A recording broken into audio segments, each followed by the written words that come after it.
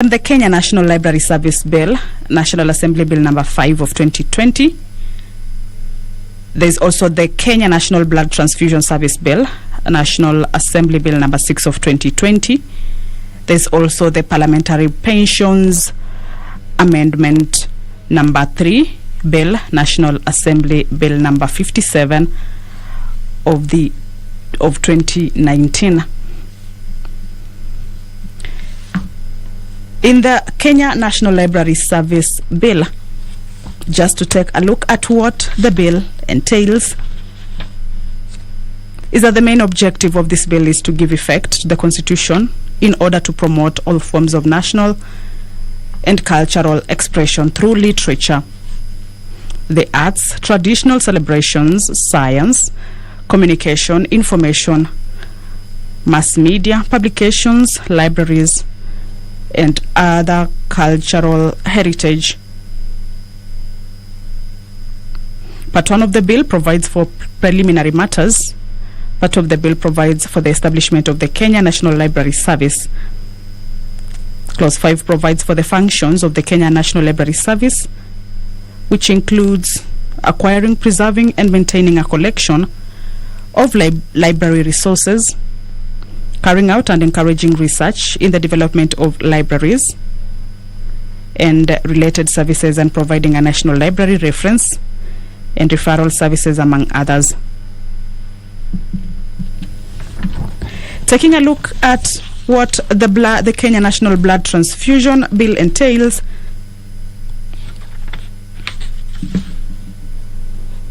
is that the principal object of the bill is to provide for the regulation of the activities relating to blood donation, testing, processing, safeguarding, transfusion, and quality control. Part 1 of the bill provides for the preliminary provisions, including the short title, the definition of terms as used in the bill, as well as the objects of the bill, which is to establish the Kenya National Blood Transfusion Service.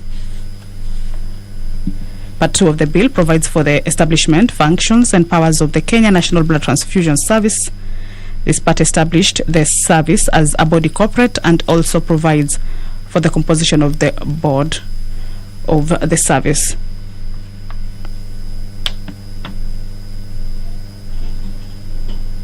The third bill that this afternoon will see Parliament or members of the National Assembly proceed for a committee of the whole House is the Parliamentary Pensions Bill, which will also be considered in the committee of the whole House this afternoon. The principal object of this bill is to amend the Parliamentary Pensions Act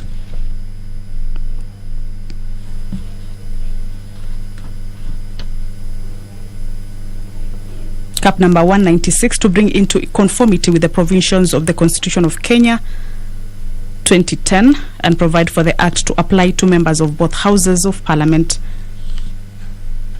The bill further seeks to bring Cap 196 into conformity with the directions of the Salaries and Remuneration Commission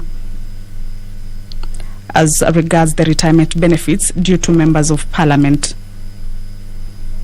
The Salaries and Remuneration Commission is established under Article 230 of the Constitution and is empowered under Article 230 subsection 4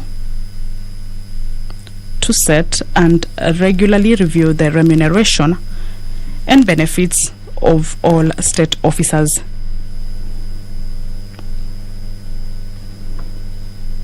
Clause 1 of the bill is the short title, then Clause 2 of the bill seeks to amend Section 2 of the Act to conform to Constitution that provides for Parliament, which consists of the National Assembly and the Senate.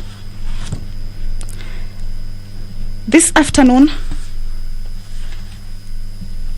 the County Government's Amendment Bill, Senate Bill number 13 of 2018, tabled by the Chairperson, Departmental Committee on Administration and National Security, will be read for the second time, which is a resumption of debate interrupted on Tuesday, June 29th, 2021 in the afternoon sitting. The Waqf Bill, National Assembly Bill number 773 of 2019, will also be read for the second time. Well, at the entrance of the National Assembly chambers, the Speaker of the National Assembly, Honorable Justin Muturi, has stepped into the chambers to lead this afternoon session. I will hand you over to the live broadcast of this session. Remember, this is a broadcast brought to you by the Parliamentary Broadcasting Unit in partnership with Kenya Broadcasting Corporation. My name is Kamche Menza. Good afternoon.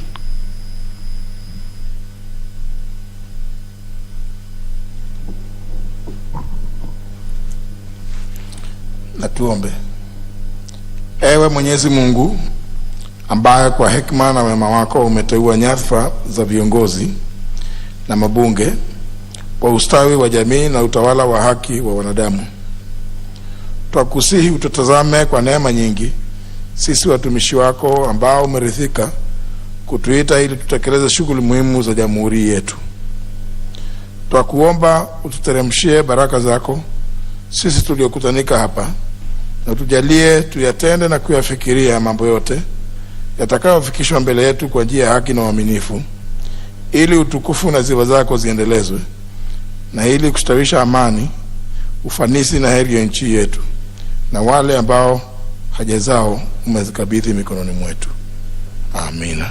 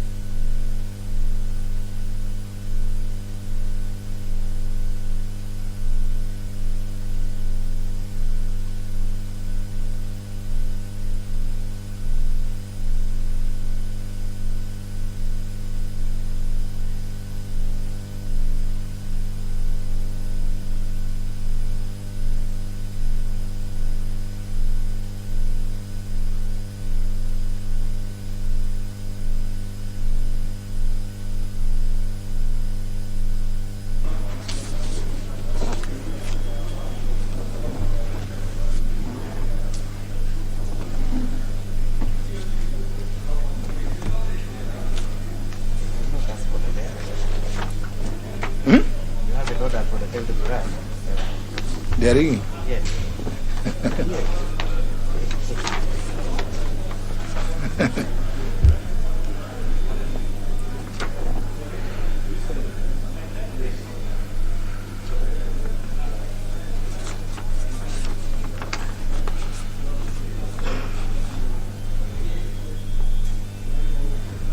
Imetosha.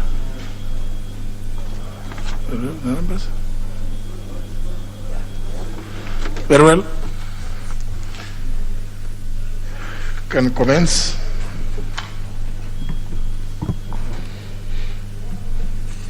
Order number 1, administration of oath. Order number 2, communication from the chair. Order number 3, messages. Order number 4, petitions. Member for Kamukunji. I thought I saw him. You have not. Very well. Proceed. Thank you, Mr. Speaker. I'd like to take this opportunity to present a public petition number 015 of 2021 regarding the renaming of Karura Forest after Professor Wangari Maathai. I, the undersigned, on behalf of the various environmental conservationists across the country, draw the attention of the House to the following: that it is an established historical fact that the late Professor Wangari Maathai was instrumental in salvaging Karura Forest from the existential threat of land grabbers, thereby safeguarding its conservation for current and future generations.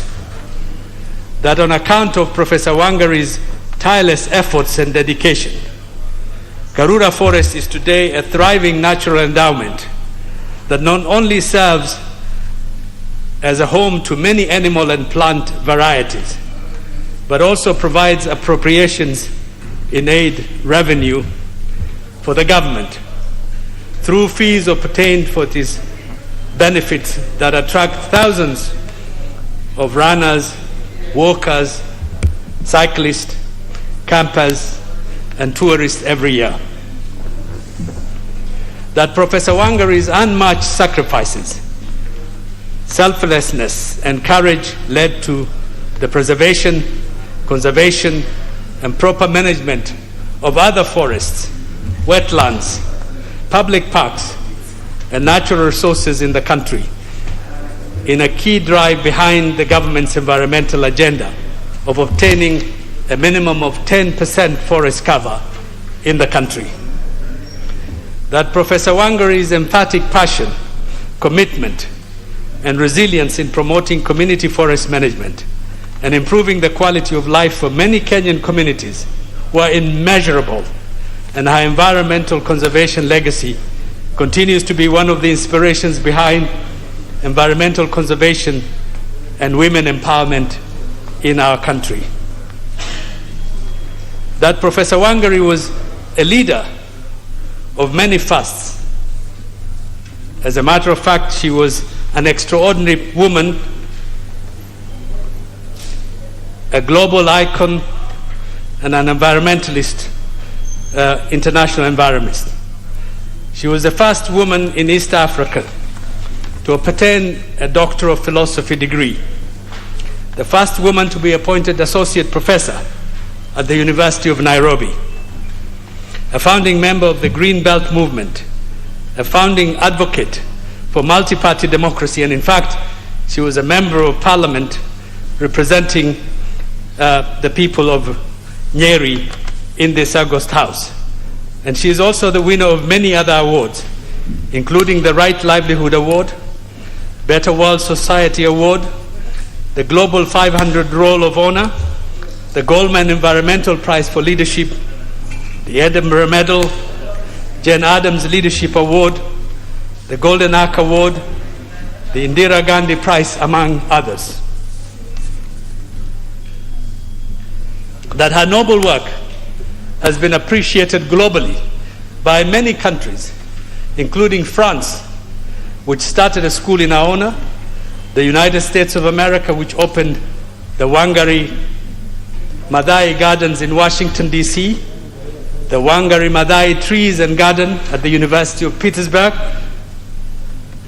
the unveiling of her statuette at Benedict College in Kansas, and the historic global award of the Nobel Nobel Peace Prize in 2004. That, sadly, nationwide, the recognition of Professor Wangari in her own native country of Kenya is comparatively low, exemplified only by the renaming of Nairobi's Forest Road to Wangari Maathai and the establishment of the Wangari Maathai Institute for Peace and Environmental Studies at the University of Nairobi.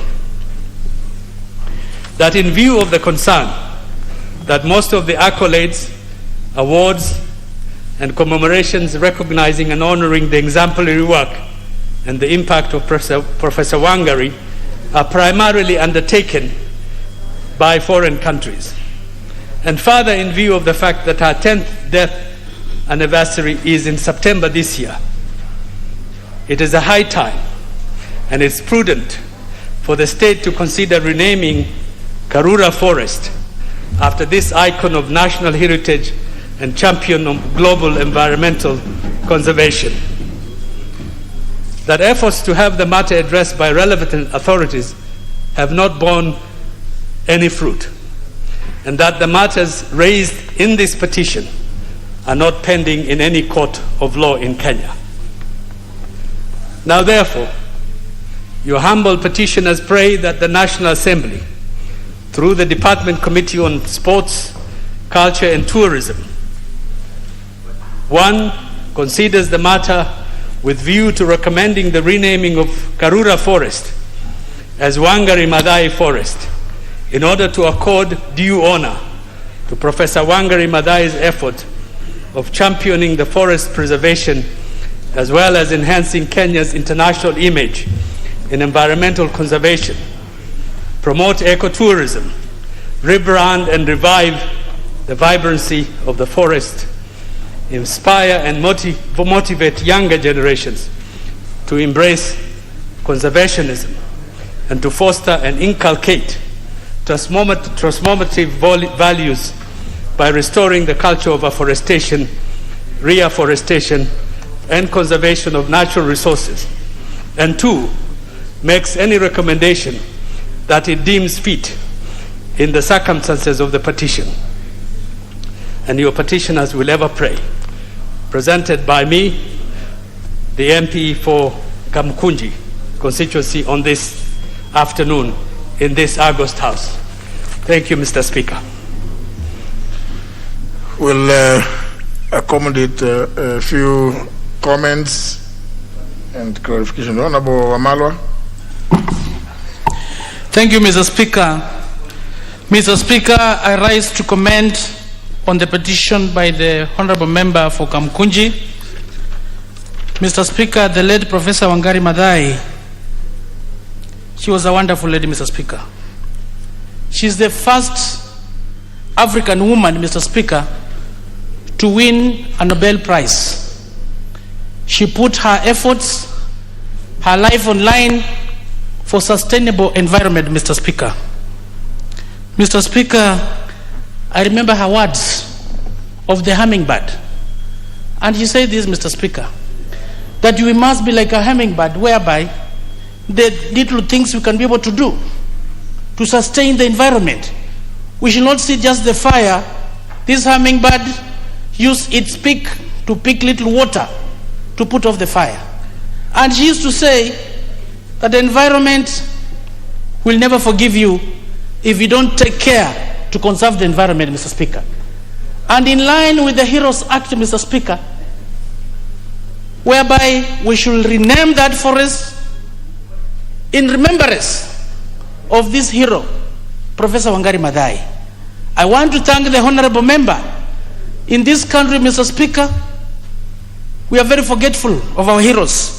And Professor Wangari Maathai, on matters of environment, Mr. Speaker, she leads as others follow. And we call upon the honorable members and the relevant committee in charge, I think the Committee on Environment, to move with speed, with recommendations, Mr. Speaker, so that we can be able to rename that forest for Wangari Maathai. We don't want it to look like in Kileshwa, where a road was named by a trade unionist Atwoli, who has done so much in this country, Mr. Speaker, and some crooks go in the night to demolish. It is good, we must recognize the heroes. Atwoli, when it comes to the trade union matters of trade, he has also done his bit, Mr. Speaker.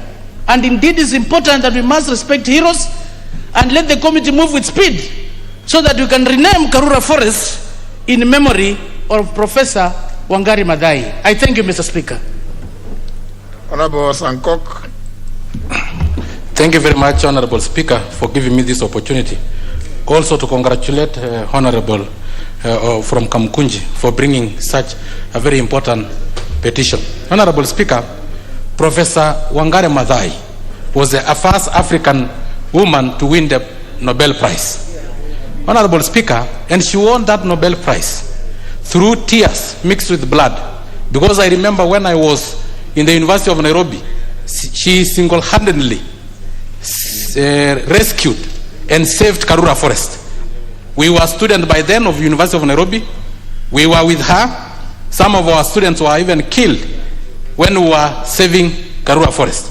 Honorable Speaker, she was the first Kenyan woman to become a professor, Honorable Speaker. And you know, Honorable Speaker, a professor will never retire. And if they retire, professor don't tire. And if they tire, a professor will not die. And if the professor die, he will not rot. And if the professor rot, he will not smell. And if he smell, he will smell rose flower. Honorable Speaker, we really need to honor some of these heroes, Honorable Speaker. And it is high time that we honor her, not only by renaming Karura Forest as Professor Wangari Maathai Karura Forest, but even a national school, Honorable Speaker, or one of these stadiums that we are building, Honorable Speaker, so that the whole world can be remembering. Because in a forest, there is literally very little that we can do. It will only be accessible to Kenyans.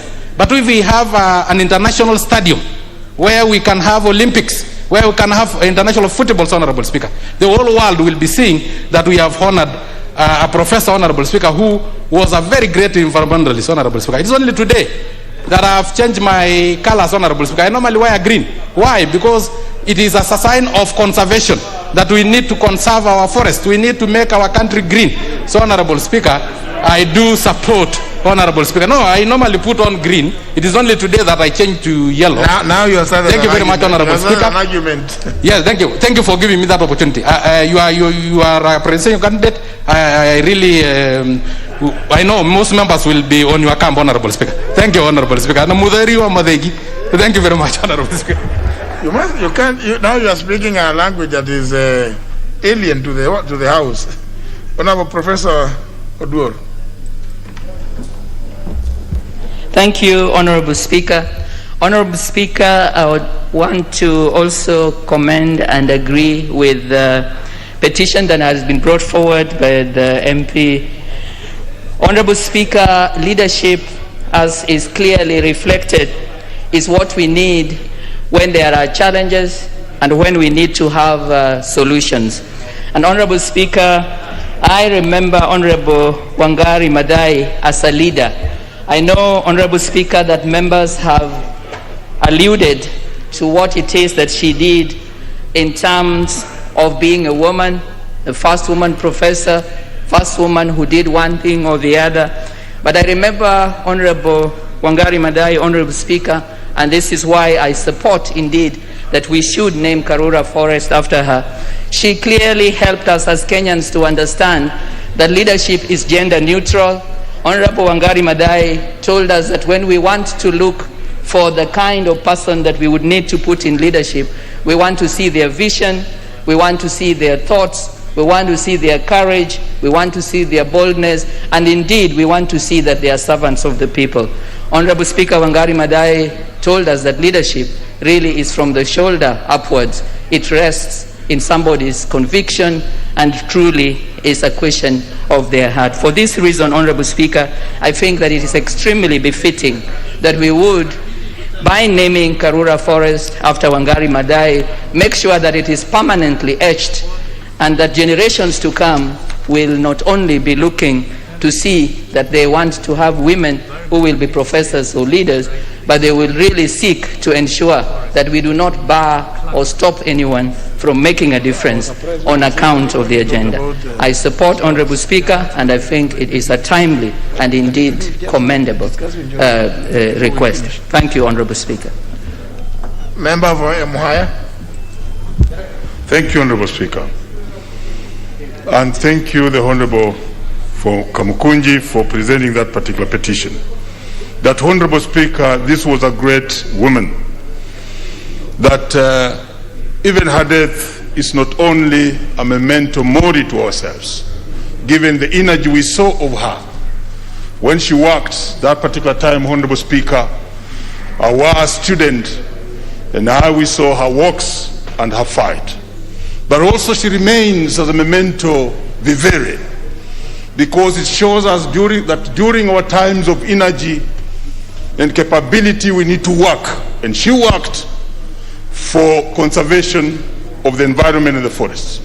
I vividly remember her for the fight to save the now President Uhuru Park and the extent she went to after the fight for Karura Forest. And therefore, Honorable Speaker, I stand with the petition support that the relevant committee goes ahead to award recognition to her by naming Karura, and possibly just add Karura Prof. Wangare Forest. Because when you talk about Karura, you talk about Wangare. And when you talk about Wangare, you talk about Karura. Thank you, Honorable Speaker. Member for Endebess. Thank you, Honorable Speaker, for allowing me to contribute to this petition by Honorable Hassan, member for Kamukunji. On the onset, I want to support this petition. It is timely, Honorable Speaker, considering that what achievements the late Honorable Wangari Muta Matai was able to achieve. Honorable Speaker, as the committee looks into this petition, I think it is important that we need to have a criteria for naming of important places. You know, when Honorable Chris tries to justify the naming of a street in honor of trade unionist Atwoli, we can't put Honorable Madai in the same category with Atwoli. I think that's an abuse. It is, and that is why many Kenyans feel that that kind of naming of a street in honor of Atwoli is not justified. I think this is a very important petition that we should not just trivialize it to issues that of the Atwoli level. It is important that you know, let's know. So, Honorable Speaker, I think once the committee looks, we need to have a criteria for naming of important places, naming of streets, not just somebody waking up in the morning and naming a street or a place in honor of anybody. With those few remarks, Honorable Speaker, I support the petition. Member for Mavoko. Thank you, Mr. Speaker. I thank the Honorable Hassan of Kamukunji for bringing this important petition to this Parliament. Mr. Speaker, Professor Madai had many firsts, and one of them was maintaining the greenery in this country that we see. Mr. Speaker, every Kenyan remembers how Professor Madai fought for, and including the Uhuru Park of today, Mr. Speaker. Mr. Speaker, I'll agree with members that Karura Forest be named after Professor Madai. Mr. Speaker, the climatic change in this world, had everybody listened and had they adhered to Professor Madai's advice, maybe we will not have this kind of climatic change in this world. Mr. Speaker, I join Honorable Hassan in supporting this petition, but Mr. Speaker, I just wanted to find out. I've heard the Honorable Hassan say it will be marked to the Departmental Committee of Sports, Culture and Heritage and Tourism and I was feeling like it's more of environment, natural resources, or Mr. Speaker, according to how you are going to rule, maybe it can be joint committee of my committee and the environment, so that we can give him the desires of his request, Mr. Speaker. I thank you. Honorable Wanjiku Waruguru. Asante Bwana Spika, niruhusu pia nitoe pongezi kwa Mheshimiwa Hassan mbunge wa Kamukunji kwa sababu ya kufikiria mambo ya Mheshimiwa Mheshimiwa Wangari Maathai. Niseme ya kwamba sisi kama hili bunge hatutaki bunge la kitaifa lifanywe kama kaunti ambayo sitaki kutaja. Watu ambao wanaamka wanafanya mambo bila mpango na kuleta uhasama katikati ya jamii. Spika, mpaka iwekwe wazi kama hatuna sheria ambayo imetungwa, ni njia gani kamiti ambazo zitaweza kupitisha mambo ambayo inahusu kuname kitu nyuma ya jina ya mtu. Na tatizo na Kiswahili kidogo, lakini nitaendelea. Mheshimiwa Spika, niruhusu niseme Mheshimiwa Wangari Maathai alishafariki. Ule mama alifanya kazi ngumu, alifurushwa na serikali ya marehemu mzee Moi.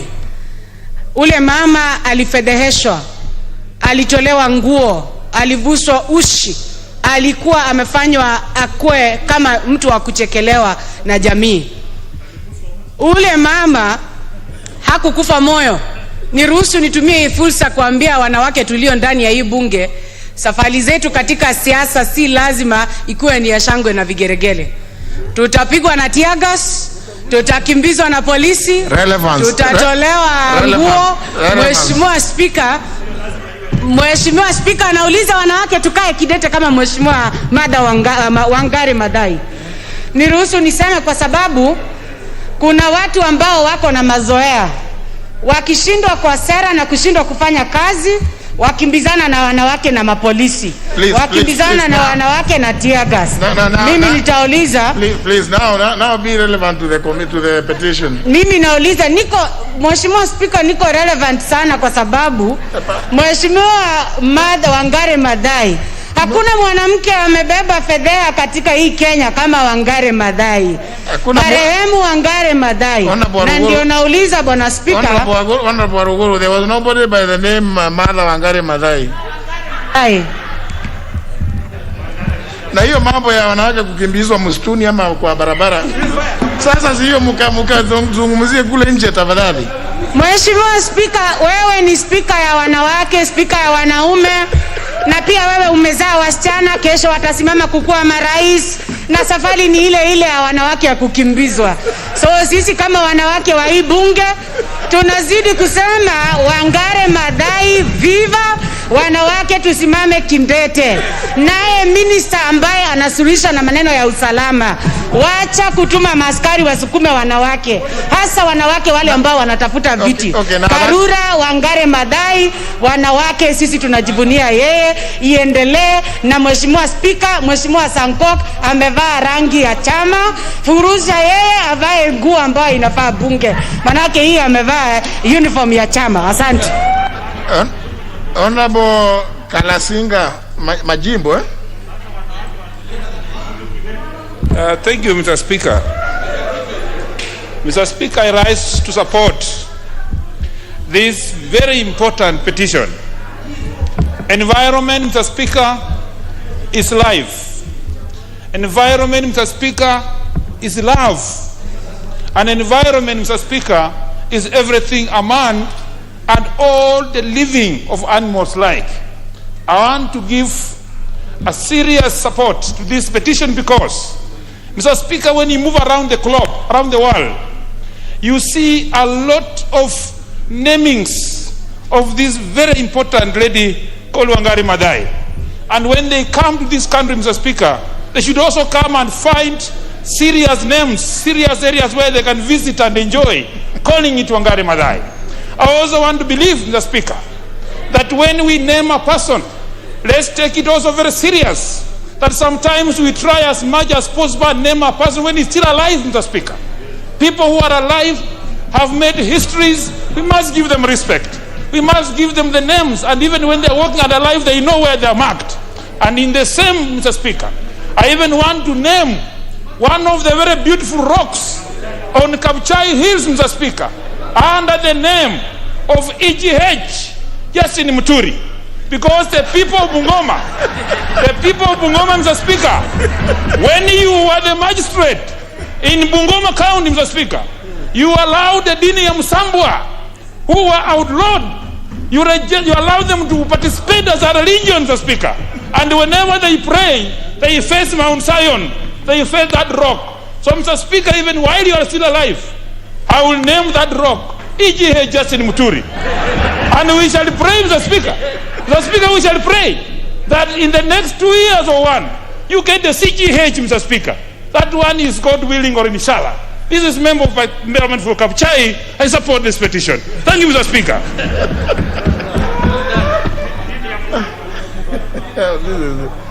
Member for Igembe Central. Thank you, Mr. Speaker, for giving this opportunity to comment on the petition by the honourable member for Kamukunji. Mr. Speaker, it's good to honor our leaders posthumously and even when they are alive, Mr. Speaker. And Mr. Speaker, there's no any other way befitting to honor somebody who has done exemplary work, especially in environmental conservation in this country, like Honorable Professor Wangari Maathai. Mr. Speaker, we have got so many roads here in Kenya which are named by people even we don't know, even foreigners, and we don't know what they did to us. A president comes and visits us for some few hours, he is given a route. Another one just comments good about Kenya, is given a route. But we have got our heroes here who we don't recognize, Mr. Speaker. Therefore, I really support the petition to the level that Wangari Maathai deserves to be, the forest should be named after her, and even other big structures or places like the park she saved when they wanted to build houses there, Mr. Speaker. Therefore, I support the petition, and more so, we need to have even monuments depicting good works which she did, and even other parts of this country where she helped in conserving the environment. They should take cue likewise even in our counties. As a member of the committee which will be tasked to look into this one, I will be the forefront to support it and come with a resolution that we should have the forest named after this great lady. I thank you, Mr. Speaker. Now, so for avoidance of doubt, so that even as you comment about this, you comment with this knowledge, the responsibility for naming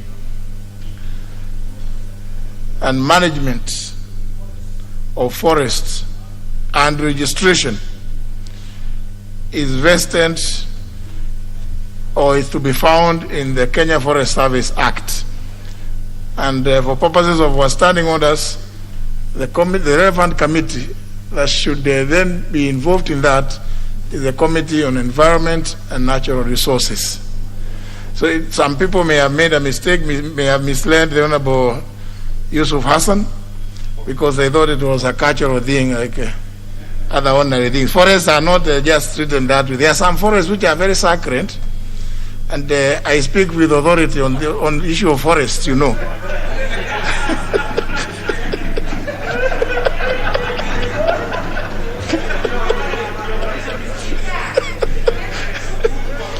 Honorable Kilonzo. Thank you, Mr. Speaker. Mr. Speaker, the opportunity to serve in the 9th Parliament with Professor Wangari Maathai. Professor Wangari Maathai, Mr. Speaker, if you look at the CV, she had over 24 international awards. In her CV, Mr. Speaker, she had 5 honorary degrees.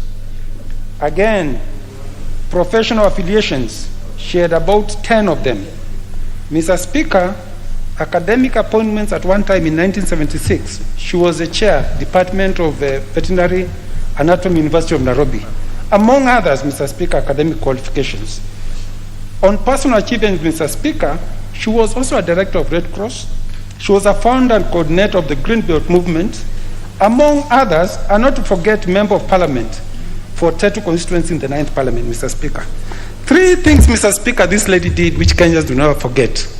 If you recall, in 1989, the party, Baba na Mama Kanu, decided to put a 60-story building in Uhuru Park, which one politician then, when he was asked why they should put a building there, he said people will be admiring the building. And he was told the only time people admire a building is when there's a fire. This lady, Mr. Speaker, stood against Kano government during that hard time, and the Kano government never saw the day of the light. That building was never put up, and Uhuru Park was saved. Mr. Speaker, at the height of grabbing of land, she stood very firm, not only on Karura Forest, Mr. Speaker.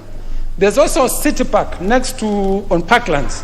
She was very firm, and because of her, Karura Forest was saved. But most important, Mr. Speaker, during the height of multi-party politics, we had very many Kenyans who were detained. She led a protest at Uhuru Park, which led to the release of political prisoners, Mr. Speaker. Mr. Speaker, if there is somebody who has a right something to be named after that person, Mr. Speaker, it is none other than Professor Wangari Maathai. So I support the Honorable Member of Kamukunji in this petition and look forward, Mr. Speaker, to seeing Karura Forest named Karura Forest Professor Wangari Maathai or something like that, Mr. Speaker.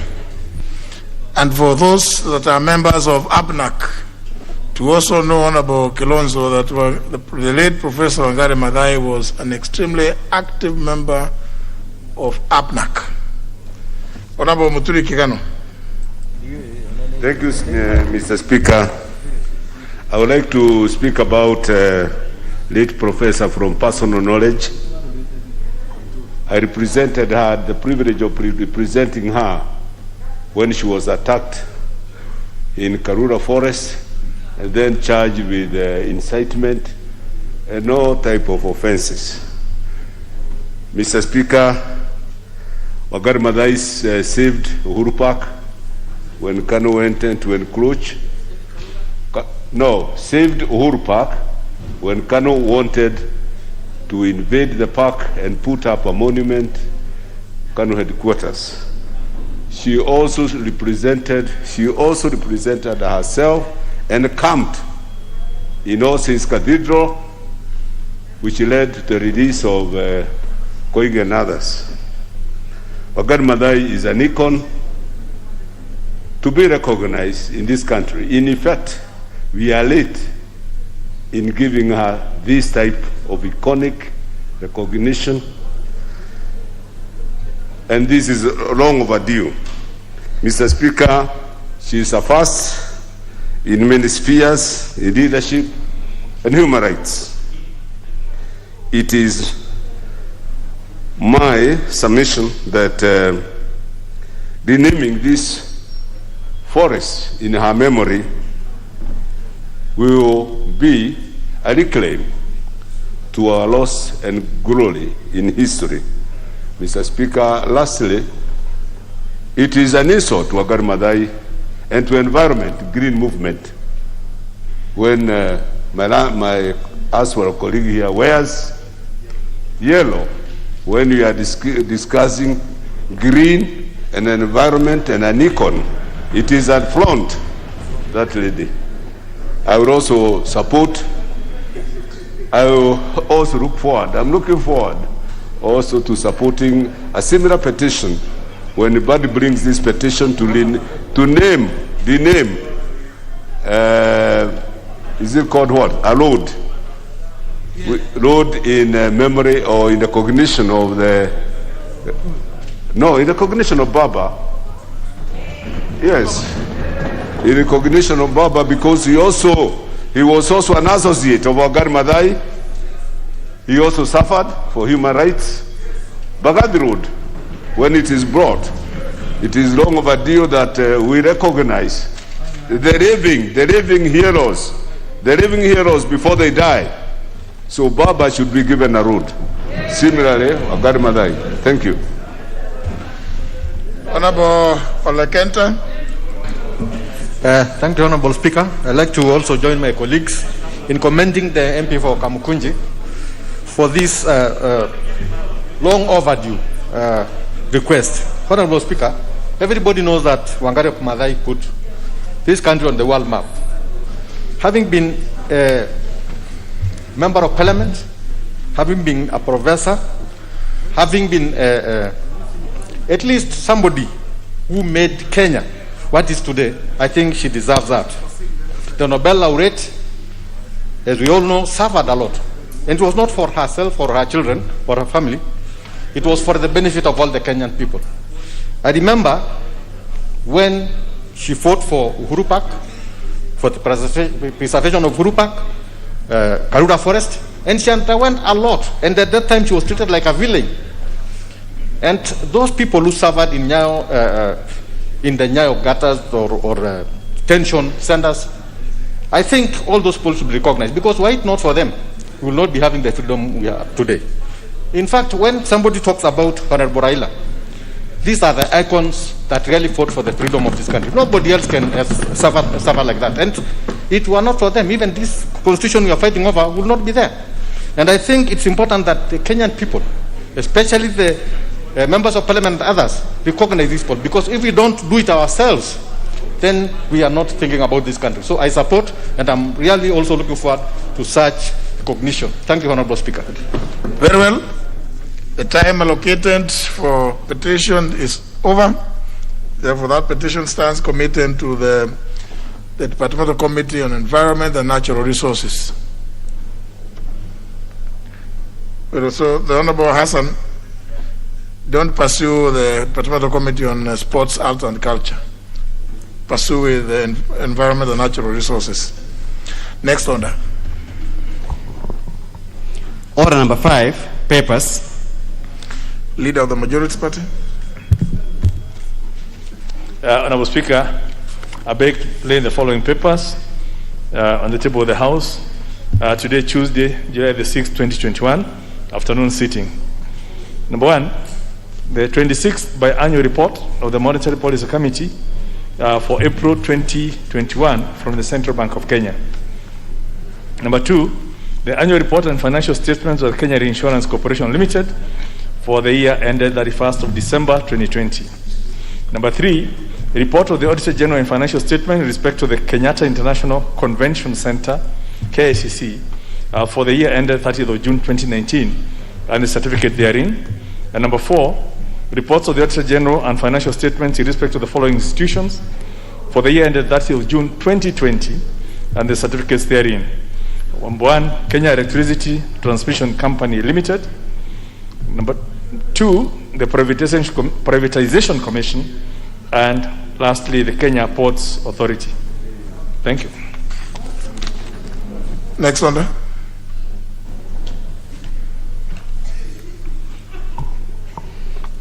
Order number 6, notices of motion. Leader of Majority. Honorable Speaker, I beg to give notice of the following motion. That pursuant to the provisions of Standing Order number 28.4, this House resolves to alter its calendar for the 5th session, regular sessions, as adopted on Wednesday, February the 10th, 2021, and amended on Tuesday, June the 8th, 2021, by varying the period for the short recess with respect to the second part of the session, so that A, the short recess commences on Friday, 9th of July 2021 and ends on Monday, 2nd of August 2021, and B, the House resumes regular sittings on Tuesday, 3rd of August 2021 to continue with the second part of the session. Thank you, Honorable Speaker. Very well. Next order. Order number 7, questions and statements. The first segment, questions, and the first question is by the member for Tharaka, Nithi County, Honorable Beatrice Nyaga.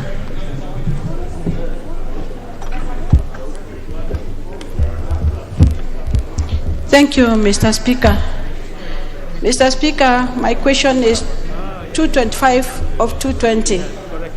and it is directed to the Cabinet Secretary for Infrastructure, Housing, Urban Development, and Public Works. 1.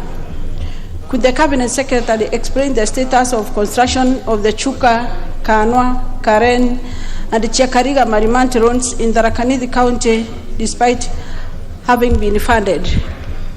2. What has caused the delay in the construction of the said roads to bitumen standards as directed by the President in the year 2017? 3. When is the construction expected to commence, and what is the expected completion date of the project? Mr. Speaker, I would like you to give me a minute to explain something small. This is not the first time, Mr. Speaker, we have asked about those particular roads in Tharaka Nithi County. The member for Kangema. Yes, I know. I need to. The rules actually don't allow a member to stand between the member speaking and the speaker.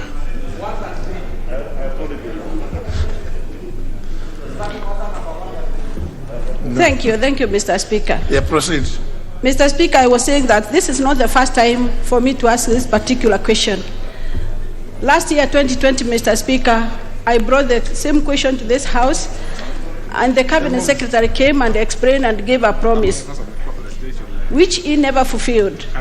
Mr. Speaker, if I can remember, in the year 2016, the former Member of Parliament for Chuka Igambangombe, Honorable Mudhomi Njoki, who is the governor for Tharaka Nithi County, brought the same question to this House. In the year 2018, Honorable Patrick Munene, who is the MP for Chuka Igambangombe, Mr. Speaker, asked the same question. The ministry have been giving us promises, Mr. Speaker, that have not been fulfilled. So I request the committee, Mr. Speaker, to tell the ministry that the people of Tharaka Nithi County have been waiting for this particular road to be constructed, but it has not been possible for all those years. So, Mr. Speaker, we need a promise that can be fulfilled, that our roads are going to be made, they are going to be constructed, and on time. Thank you, Mr. Speaker. I think, unfortunately, I had received a request by the chair of the committee, who is not, Honorable Kosing, is not around today. He had notified me about his absence. But I think your concerns will be recorded for purposes of presentation to the Cabinet Secretary when he next appears. But I think, Honorable Wankada, it would be good if you can be present. To be really very good if you can be present to raise that issue with the Cabinet Secretary. So the chairman is directed to make sure that you are present. Yeah. Thank you, sir. Next question is by the member, Honorable Halima Mucheke. Thank you, Honorable Speaker. My question, number 227 of 2021, is directed to the Cabinet Secretary for Interior and Coordination of National Government. 1. Could the Cabinet Secretary explain the status of investigations into the disappearance of one Dennis Kinoti of ID number 23-700-320, a resident of Meru Town, who went missing on 14th February 2021, and a report of missing person made at the Meru Police Station via the occurrence book number OB 98-1502 of 2021. 2. How many suspects have been apprehended or questioned in connection with the disappearance? And 3. What specific measures has the government put in place to protect Kenyans from the spate of abductions, kidnappings, and disappearances of persons that has been rampant in the country in the last 1 year? Thank you, Honorable Speaker. The question will be replied to before the Departmental Committee on Administration and National Security. The next question is by the member for Kwale County, the Honorable Zuleika Hassan. Thank you, Mr. Speaker. I stand to ask question 230/2021 to the Teachers Service Commission. 1. Could the Commission explain the progress made in employing Islamic religious education or IRE teachers in public schools across the country? 2. What measures has the Commission put in place to ensure that the shortage being experienced with regard to IRE teachers is addressed soonest? 3. Could the Commission provide a list of all IRE and Christian religious education CRE teachers and their placements to schools across the country? Thank you. Very well, Honorable Suleika, that's for a written reply. Therefore, the Teacher Service Commission is directed to provide you with a written reply within the next 7 days. They should be able to provide that. The next is by the member for Subukia, the Honorable Samuel Gashobe. Thank you, Mr. Speaker, sir.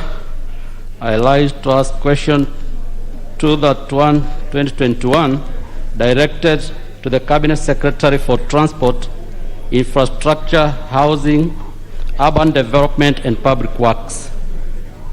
What measures are in place to prevent accidents occurring along the Solai-Subukia Road, D366 in Subukia constituency, noting that majority of them are due to sharp bends and lack of road infrastructure such as signage, markings, speed bump, pedestrian crossing, among others.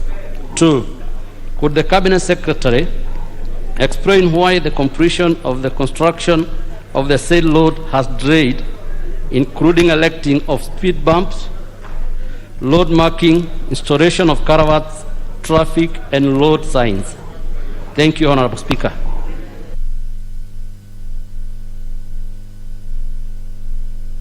A question will be replied to before the Departmental Committee on Transport, Public Works and Housing.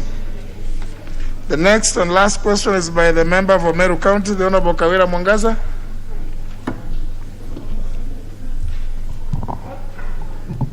Thank you, Honorable Speaker.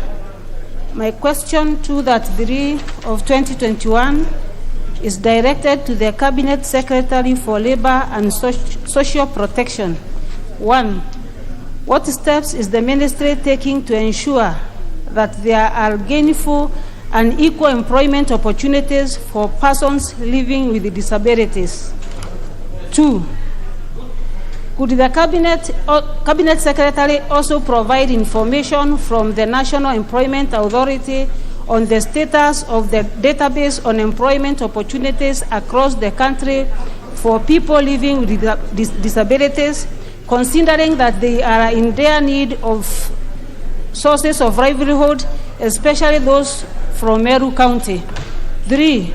Would the Cabinet Secretary provide a list of all registered PWDs in Meru County, showing the nature and the category of each disability?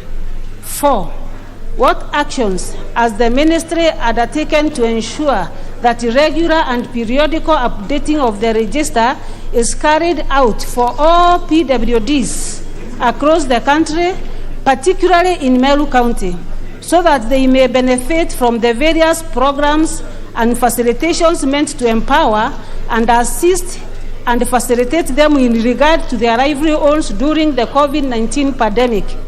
5, would the Ministry consider providing free assistive equipment and devices to all people living with disabilities across the country, and particularly in Meru County, so that they may live fulfilled lives? Thank you, Honorable Speaker. Question will be replied to before the Departmental Committee on Labor and Social Welfare. We move to the next segment of that order, which is responses. And there is a response to be given by the Chairman, Departmental Committee on Administration and National Security, to a request by the Honorable Colonel Retired Geoffrey Kingangi. Thank you, Honorable Speaker. Honorable Speaker, this is the response to a statement sought by the member from Mbeere South. the Honorable Retired Colonel Jeffrey Kingangi on the issue of brutal evictions of residents of Dunguni in Makena ward of Mbeere South constituency. Honorable Speaker, the member sought specifically the following: to be informed on the circumstances that led to the inhuman and extremely brutal evictions of residents and demolitions of houses at Dunguni Center, and 2, what urgent intervention measures the government is undertaking to address the ongoing humanitarian crisis at Dunguni Primary School, exemplified by massive congestions, devoid of sanitation, water, COVID-19 masks, food, and other basic needs, particularly in consideration that schools are scheduled to reopen on 10th May 2021. And 3, that in light of the fact that these residents are the rightful owners of the land near Masinga and Kembere dams, where they have lived and farmed despite claims to the contrary by Tana and Earth River Development Authority, that is TARDA, within what timelines shall the government resettle the IDPs, resolve the land ownership issue, and duly compensate the residents for their colossal losses? And finally, that on what basis the journalists and residents of the area, as well as the MP, was harassed, beaten, arrested, and does the government therefore intend to pursue the false trampled up charges against them? Honorable Speaker, the response is as follows. The eviction exercise in Masinga and Kembere was a legal exercise following a court order. The court matter was as a result of TARDA's effort to evict the illegal squatters from its property amicably without success. Consequently, TARDA filed a case in the Environment and Land Court in Embu, that is case number 148 of 2017-2018,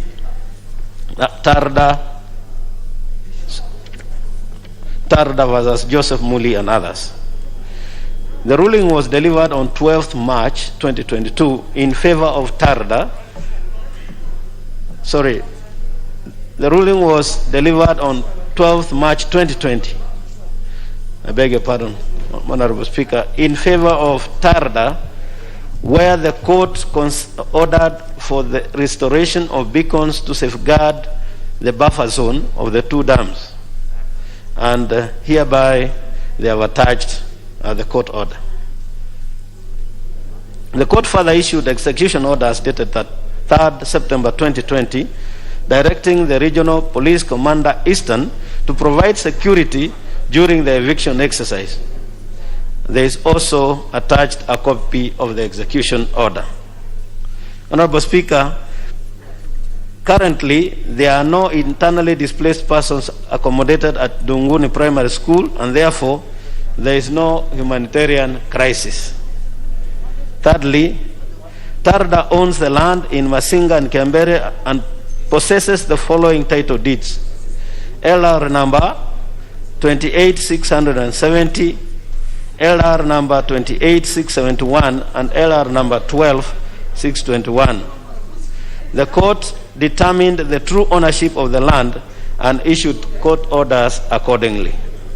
Honorable Speaker, finally, the area member of Parliament, retired Colonel Jeffrey Kingangi MP for Mbeere South constituency, and 11 other suspects were arrested and charged with various offenses related to the following: A, taking part in unlawful assembly contrary to Section 79 of the Penal Code; B, incitement to violence contrary to Section 96 of the Penal Code; C, obstructing police officers while executing lawful duty contrary to Section 103A of the National Police Service Act of 2011; and D, arson contrary to Section 332A of the Penal Code; E, malicious damage to property contrary to Section 339(1) as read together with Section 339(2)A of the Penal Code; and finally, contravening provisions of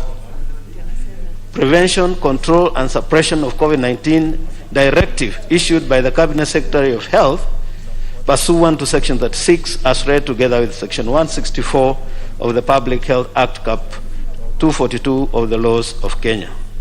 I thank you, Honorable Speaker. Honorable Kingai.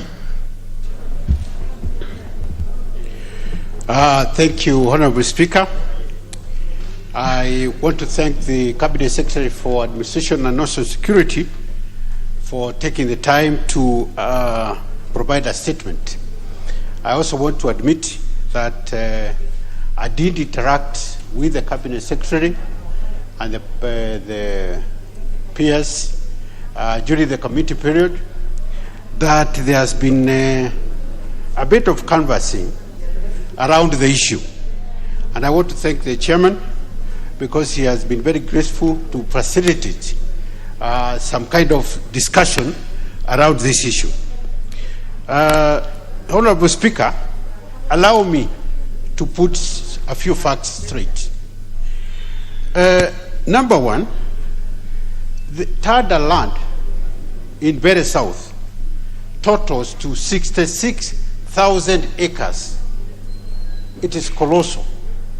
It is kilometers upon kilometers of land. The piece of land in question is more than 6,000 acres. And it is touching Masinga Dam. And a distance of about 40 kilometers is the coastline, which is in my constituency of Masinga Dam. The truth of the matter is that nobody in my constituency entered Tada land, because Tada land is trying to claim this area for the first time. The people of Makema have been living there since the dam was constructed in 1978, more than 40 years ago. They have been living there. Tada, in fact, the people of Masinga, they have 7 villages.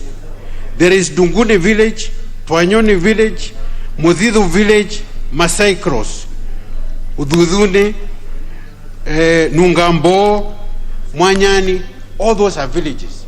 And for every village, there is a primary school. And in the area, in the same land, there is a secondary school.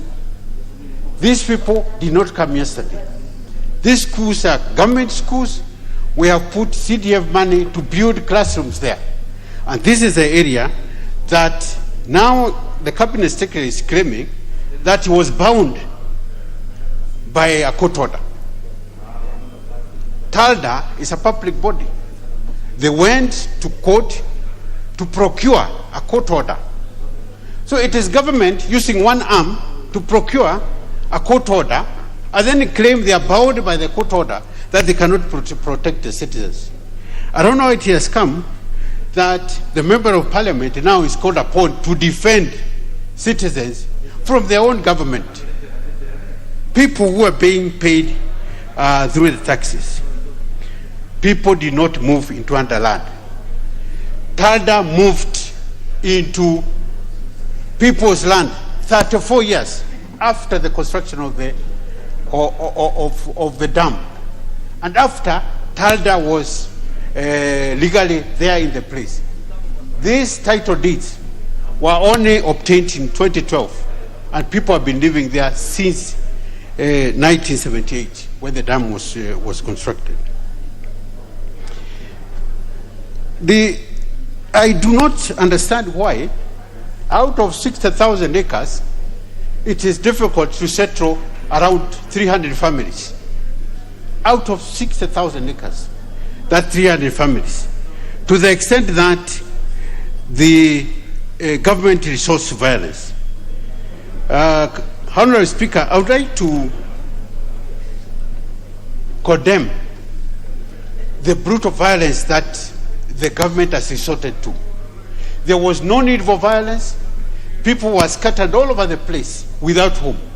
As a matter of fact, there is a young couple that lost a child in the night after they had been evicted by the government. The government owes the people of Makema an apology. the government owes the people of Makema retribution, the payment for the houses that were demolished. The government must provide the people of Makema alternative land so that they can move out of the land they claim. Mr. Speaker, we are having a case where government abdicates their responsibility so that the people have to defend themselves against their own government. There is negligence in the area on the part of public servants and public institutions. Mr. Speaker, this is an area where before I came, half the constituency had no titles. And as we talk now, Karaba adjudication section has no titles. Riakanao adjudication section has no titles. Makema adjudication section has no titles. Gasavali adjudication section has no titles. And yet, the adjudication was completed 40 years ago. What is the government doing sitting around there and titles are in the offices in Nairobi and they cannot be issued to the owners? This discourse becomes like a monologue. On occasion, when if it was a play, we would call it a form of soliloquy. because now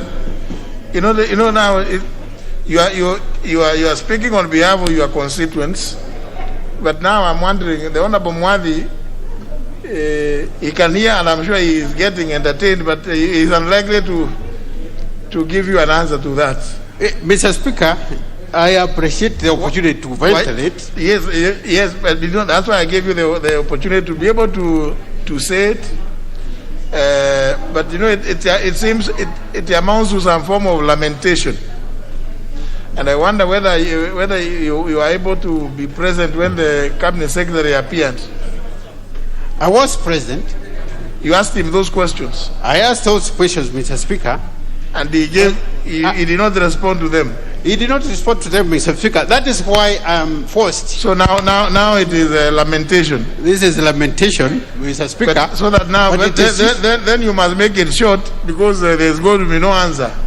Thank you, Mr. Speaker. I will make it short.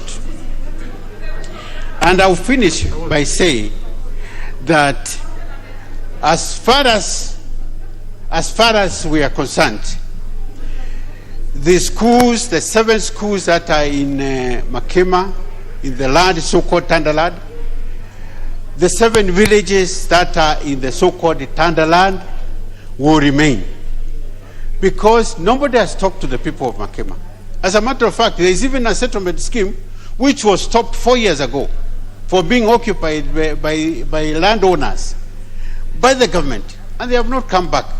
What is so difficult about talking to people, finding out what the problem is, and resolving the problem? Thank you, Mr. Speaker, for indulging me in my so-called lamentations. But you can understand the frustration that we have when we have an irresponsive government. It's a serious shame. Thank you, Mr. Speaker. You can see the Honorable Mbarire also wants to join you in the lamentation. Thank you, Mr. Speaker. Mr. Speaker, let me first begin by thanking Honorable Mwati, the Chair of the Security Committee, for bringing his response on this important matter. And let me first declare my interest that I am a Member of Parliament from Embu County, and therefore this matter concerns me a lot.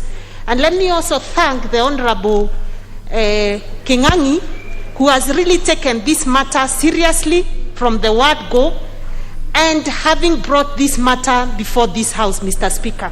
Mr. Speaker, the right to property is enshrined in the Bill of Rights of our Constitution, Mr. Speaker.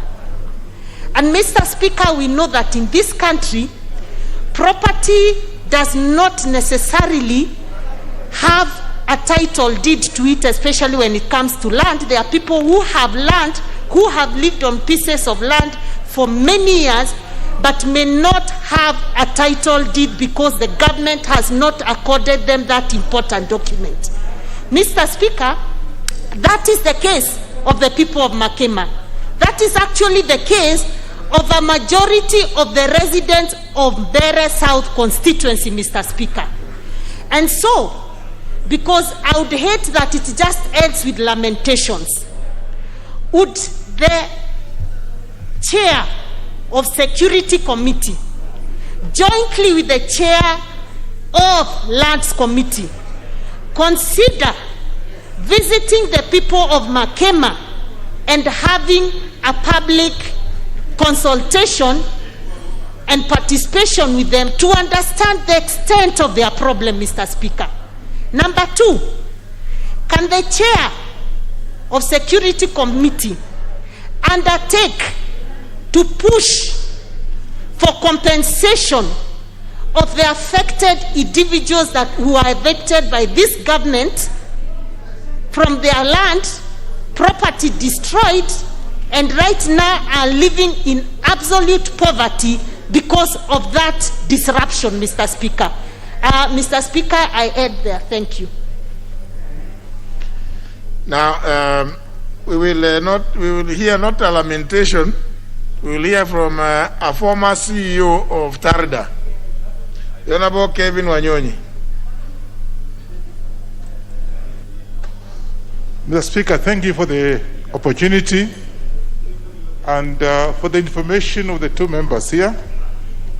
I was the CEO for Tarita some times back, and I want to confirm that the mandate of Tarita is to be able to assist the communities around for their livelihood. I'm very surprised, Mr. Speaker, that they have gone to the extent of destroying the properties of the people around the setup of the Tarita offices, which from Masinga Dam going to Kembere, which I think was part and parcel of the development.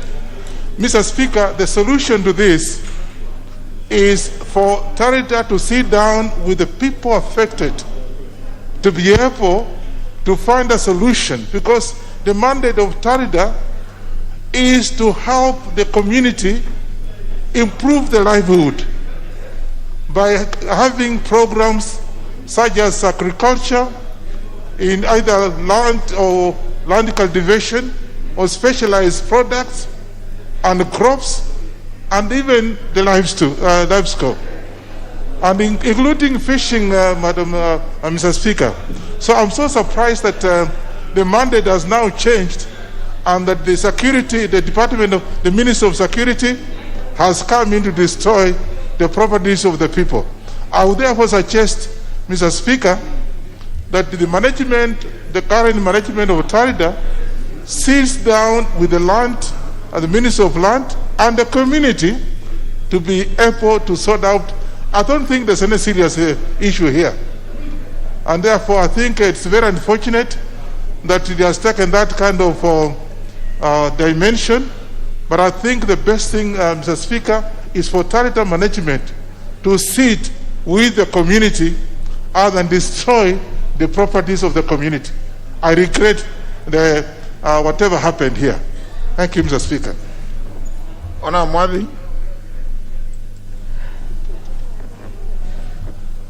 Thank you, Honorable Speaker. Honorable Speaker, I empathize with the Honorable Kingangi and the members who have spoken, including Honorable Mbarile, and actually note that the situation as it sounds, because I'm not quite seized of what is on the ground, is really desperate and probably needs to be addressed in the manner that the former CEO has said. And this should have actually been done ab initio from the onset, that before people faced off, they should have been able to sit down and amicably also sort out, because the problem they are solving that by creating another one of people who have nowhere to stay. But again, for me to be able to come up with a comprehensive plan going forward, probably is to be able to visit the area and also see for myself, and not just myself, the committee, to be able to be seized of the matter. The land in question, if it is 66,000 acres, is quite big. Probably an engagement with the management and leadership of TARDA can yield some fruits.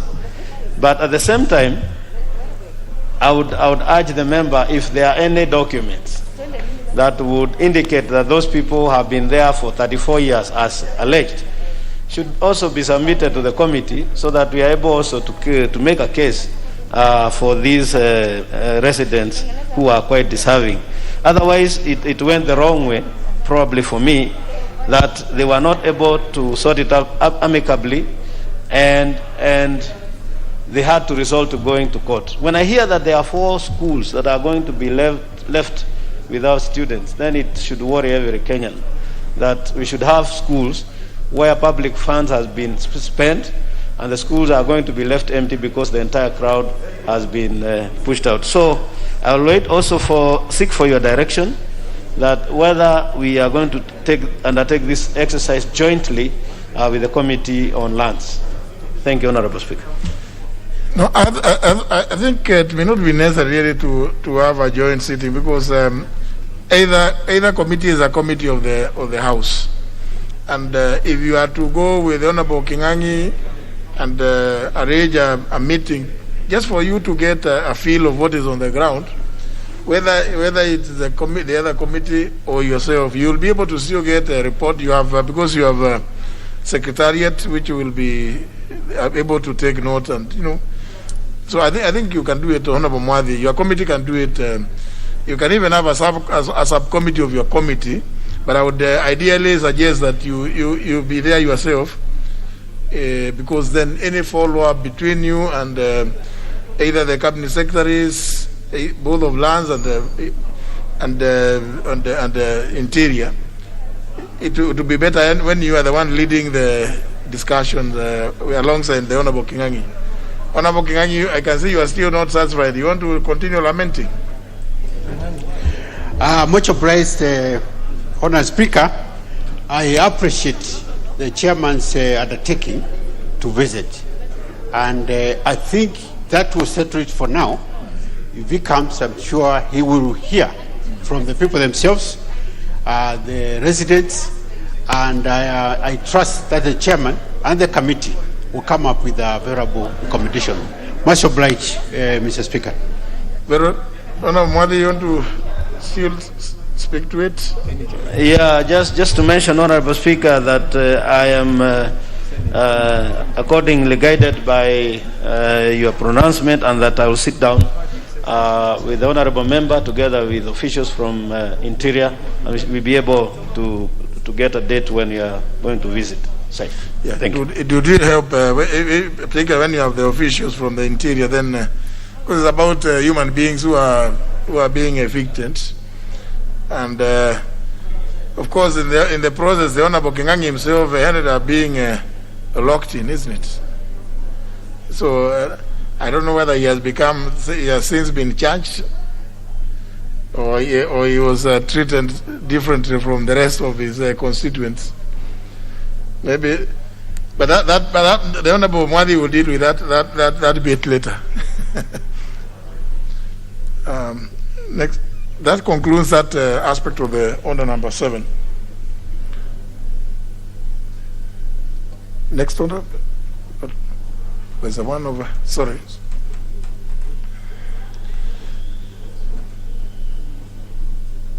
This member for where? This is on. The majority whip. Member for Ndiwa. The member for Ndiwa. Member for Ndiwa, in the third year, I can say you are engaged quite intensely by the member for Homa Bay Town. Honourable members, before we move to the next order, I wish to make this communication by way of guidance on consideration of the proposed amendments to the Kenya National Library Service Bill, National Assembly Bill number 5 of 2020. This is being the consideration in Committee of the Whole House of the Kenya National Library Service Bill, National Assembly Bill number 5 of 2020. And which regards the House as follows. With respect to amendments proposed by individual members on the same bill and the application of the provisions of Article 114, Clause 2 of the Constitution and standing under number 133, Clause 5. Honourable members, as you are aware, Article 114, Clause 2 of the Constitution provides that, and I quote, if, in the opinion of the Speaker, a motion makes provisions for a matter listed in the definition of a money bill, the National Assembly may proceed only in accordance with the recommendation of the relevant committee after taking into account the views of the Cabinet Secretary responsible for finance. Close the quotes.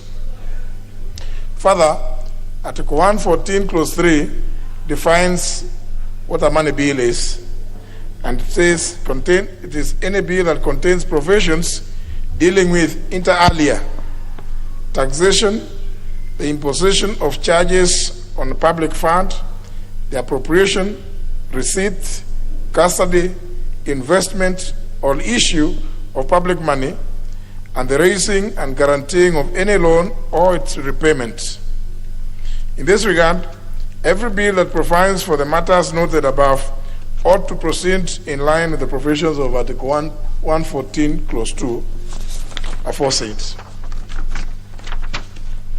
Additionally, standing under number 133, subsection 5, provides as follows, and I quote, no amendment shall be permitted to be moved if the amendment deals with a different subject or proposes to unreasonably or unduly expand the subject of the bill, or is not appropriate or is not in logical sequence to the subject matter of the bill. Close the quotes.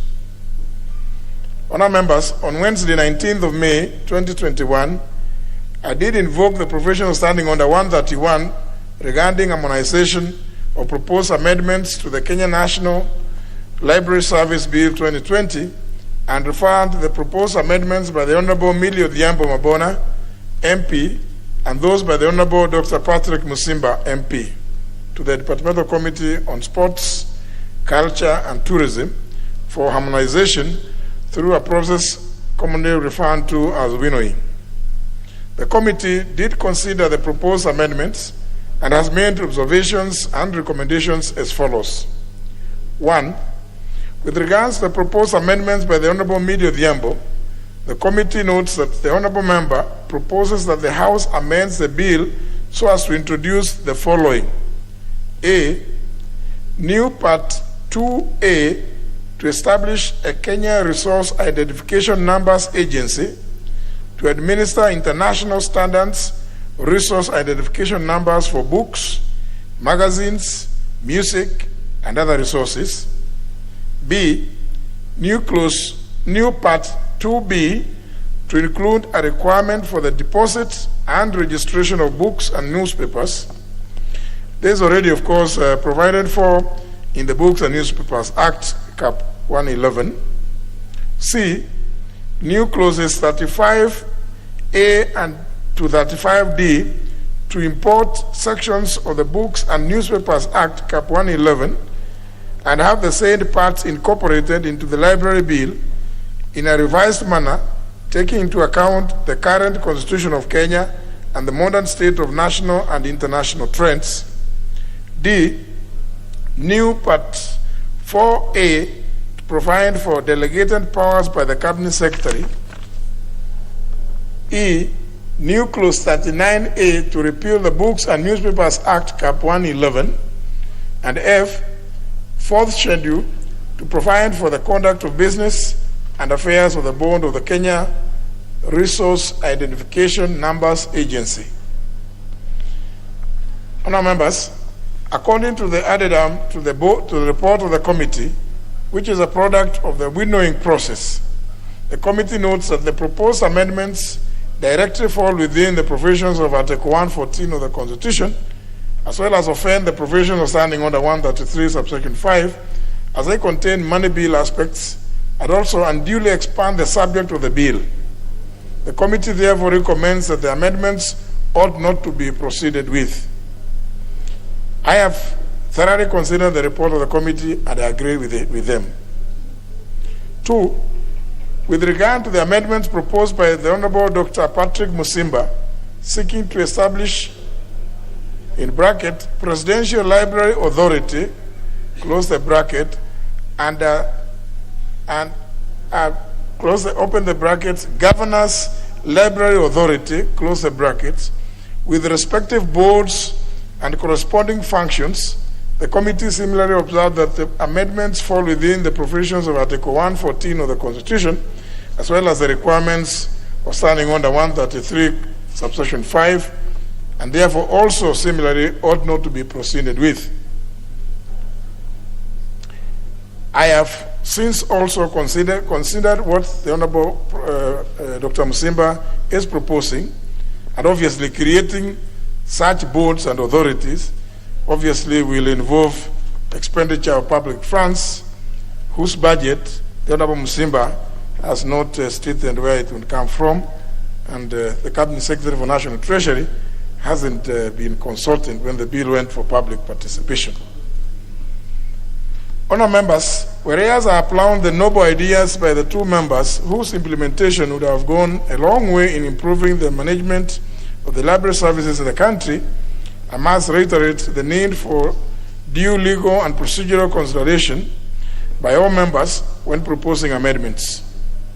Instructively, it is noted that the amendments offend the provisions of Standing Order 133, subsection 5, which places a limitation on amendments that, in brackets, propose to unreasonably or unduly expand the subject of the bill, close quotes.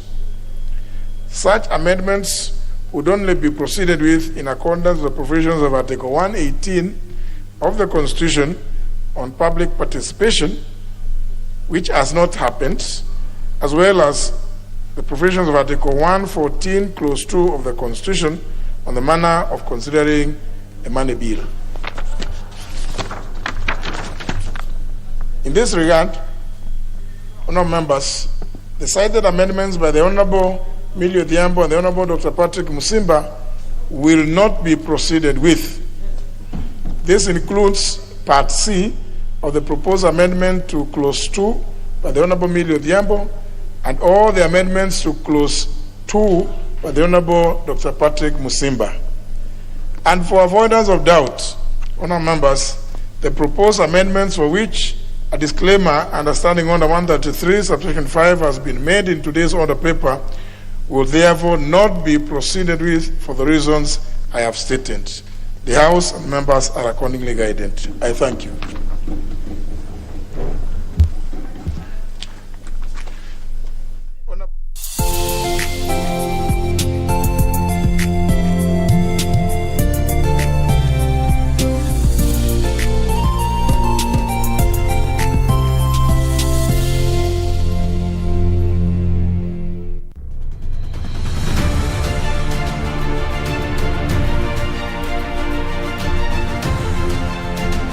Baada ya miaka 19, kivumbi cha mashindano ya dunia ya Safari Rally kimerejea nchini Kenya kama alivyoahidi Rais Uhuru Kenyatta.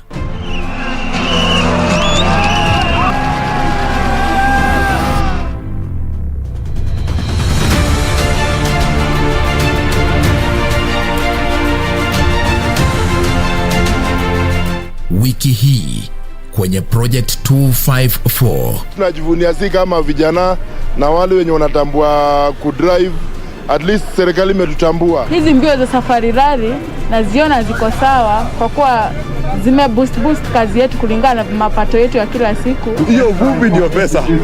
Yes, hiyo vumbi ikuje hivi ndio pesa inakuja. Tunashukuru sana kwa hiyo vumbi. Ijumaa saa 2:30 jioni.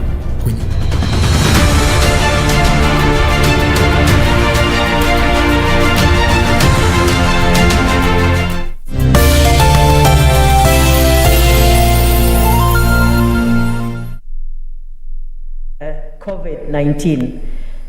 And Madam Speaker, mine is to ask if something can be done about the political rallies which are gathering so many people and people don't even have masks. And even the social distancing is not there.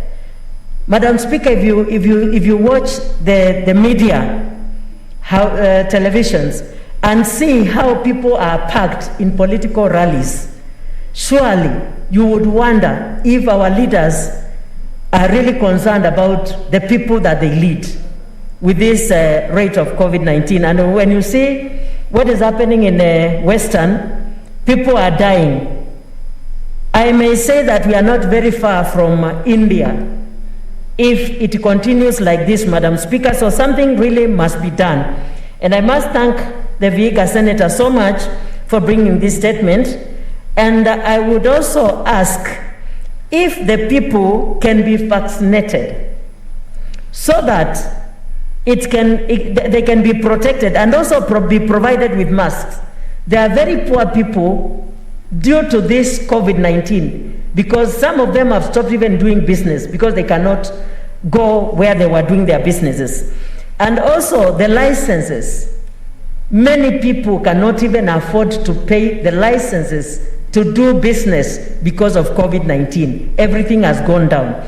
So if something can also be done about the licenses, and surely if nothing is done, because even after people getting the jab, the second jab, they are also getting COVID-19. They are getting sick.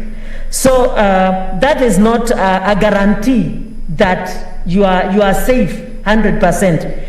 Social distancing has to be there, and people should also protect themselves.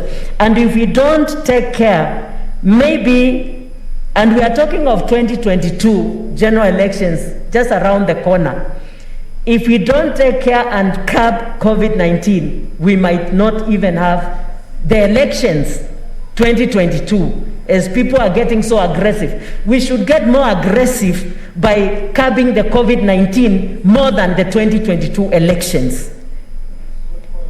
I am saying also, Madam Speaker, that prevention is better than cure. So the government of the day must see what we must do.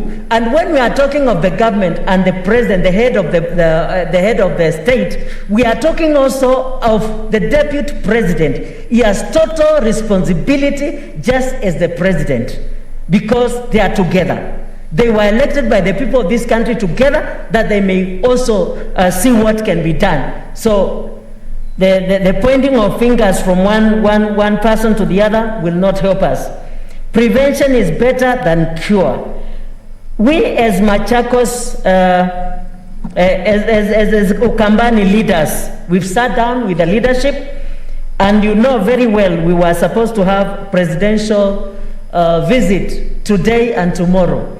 It has been stopped because of COVID-19, because we must observe and we must also protect the people of Machakos.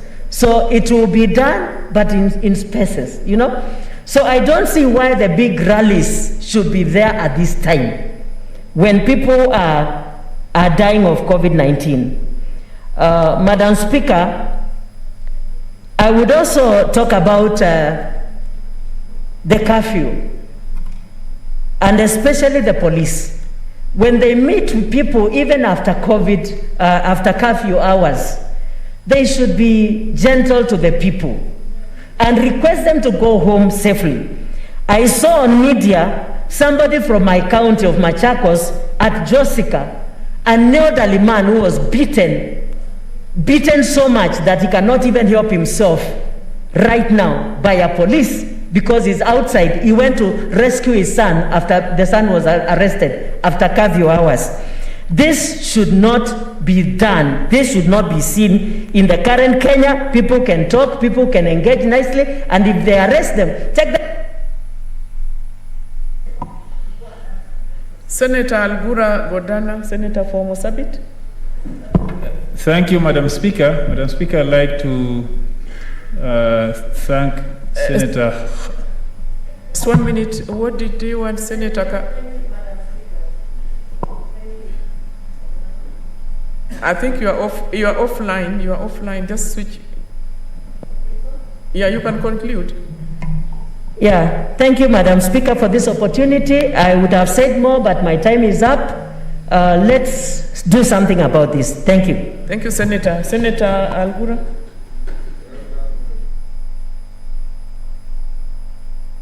Finally, for bringing up this issue of national concern. Madam Speaker,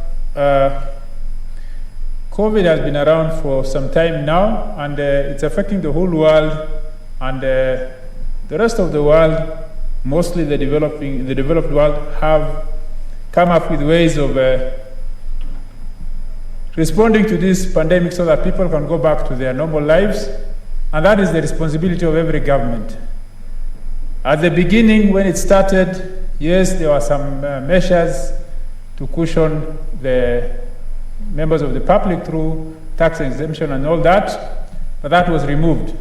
The government also has been spending money on COVID-related issues for a long time, which for some of us is even a mystery because we don't know what these activities the government is spending money on. The only thing we know is the first time when they got money, there was the issue of KEMSA, which became a scandal. Nobody wants to talk about it, but that was supposed to have been procurement of PPEs and masks so that the members of the public can be protected, but that one did not go anywhere. There was a case of these 270 billion shillings at the beginning where the counties were given a paltry 6 billion out of that. The rest was kept by the national government, but we don't know what the government is doing with it. What we have just seen is lockdown after lockdown. It was the whole country, coast, the 5 counties around Nairobi, now it's in the Lake region. That's the only thing they are doing. But actually the government is supposed to create an environment to enable Kenyans to go back to their normal life, just the way other countries have done. They should have invested all this money in vaccination. Now we are just relying on donations, as if we don't have any money of our own, but we have been borrowing. The latest borrowing from I think IMF or World Bank was COVID related, but nothing has been done. So I think it's high time the government takes it serious. We don't have to assume that this thing will go away on its own. The government has to put its resources and time in making sure that all Kenyans are vaccinated so that we have that herd immunity. Then we can now go back to our normal daily activities of nation building. Kenyans can go back and earn their livelihoods. Unlike now, where most of people are out of jobs and still the curfew is on, but the government is not doing anything. We thought that was, while we were being subjected to these measures, the government should be doing something in terms of vaccination, in terms of providing the necessary protection, in terms of developing the health facilities, so that Kenyans can now live with this pandemic, which is worldwide. There's nothing we can do about it, but we have to protect ourselves against it. Unfortunately, we are not seeing anything like that. So mine is to urge the government that whatever funds they are spending should be used in buying the vaccines so that Kenyans can get vaccinated instead of waiting for donations while we are wasting the money which we are getting. Some of them is even loans which we have to pay while it's being not used on the intended purpose. Thank you. Thank you, Senator Algura. Senator Wario Golich Juma, Senator for Tana River. Asante sana Bi Speaker kwa kunipatia nafasi hii ili niweze kuchangia statement ambayo imetolewa na rafiki yangu Senator Kaniri. Kwa kweli wakati huu Bi Speaker, wa Kenya wengi wameishi katika hali ya hofu kutokana na ugonjwa ya COVID-19. Ukiangalia kabisa sehemu ya Kenya ukitembea, hasa ile sehemu mimi nimetoka, mimi sijaona kama kuna kitu ya maana inafanyika kwenye mahospitali au chanjo iweze kuendelea ndani ya hospitali, kwa sababu sisi tulifahamishwa ya kwamba kaunti zote zimepata chanjo na huko kazi inaendelea ya kuchanja watu ili kuzuia ugonjwa wa COVID-19. Madam Speaker, wa Kenya wanaishi katika hali ya hofu, na hofu hii ikiendelea basi maisha itaendelea kudorora, na hasa hakuna tutakuwa na mambo ya maana itafanyika ndani ya Kenya, na kwa kweli uchumi utaendelea kusambaratika, kwa sababu nchi ambayo inaishi katika hofu ya COVID-19 na hawapati chanjo huko mashinani na hakuna kitu ya maana inaendelea kule, ni kutahadharisha watu tu wakaliane mbali na waweze kuvaa barakoa. Basi hali hiyo itakuwa ni hali ya hatari. Madam Speaker, tunapoelekea katika uchaguzi mkuu wa mwaka ujao ambao hauko mbali, Wakenya tayari wameambiwa hofu ya COVID-19 na kukaa mbali. Mimi sioni kama hata hii uchaguzi itakuja kufanyika vizuri, sababu saa hii watu wakaliane mbali, wavae barakoa, hakuna matibabu, hakuna chanjo. Basi hali hiyo ikiendelea hivyo, watu wataendelea kukaa mbali na kutoroka wenzao. Siku hiyo ambayo utawaambia waende kwa kupiga kura, watakuambia mmetutahadharisha mwaka hii yote na sisi tuko na hofu. Sasa tukienda kupiga kura, hali yetu itakuwa namna gani? Sioni kama hiyo uchaguzi pia itafanyika mzuri. Ingekuwa vyema kabisa serikali ijizatiti ile hela ambayo iko nayo ielekeze kwa upande wa chanjo, sababu kama chanjo haitaendelea na hii mambo ya kutafuta mambo ya matibabu ya COVID-19, basi hofu hiyo ikiendelea, hiyo hofu itafanya hata hiyo uchaguzi haitakuwa ya maana. Kusema kweli, Madam Speaker, kuvaa barakoa watu wamevaa. Ile ushago ya sehemu mimi nimetoka, nilipoenda mimi sijaona hata watu wakivaa barakoa. Watu wanaendelea na maisha yao ya kawaida. Mimi kama seneta wao ndio niliteremka kwa gari nikiwa na barakoa, na wameniangalia sana. Wakaniuliza, seneta, wewe leo umefunga pua kabisa, kuna nini imetokea pande hiyo ya Kenya wewe umetoka? Nikawaambia, nyinyi bado mnaishi hivi, hakuna barakoa na hakuna kukaliana mbali. Wakasema hofu hiyo haiko huko pande hiyo yao. Katika hali hiyo ukiangalia, hata afadhali wao ambao hawana barakoa na wamekaa katika ushago. Honorable Senator, what's your point of order? Mheshimiwa Speaker, ningependa kurekebisha ama kumkosoa seneta wangu wa Tana River, ndugu seneta wa Tana River, kwamba inaitwa barakoa sio barakwea.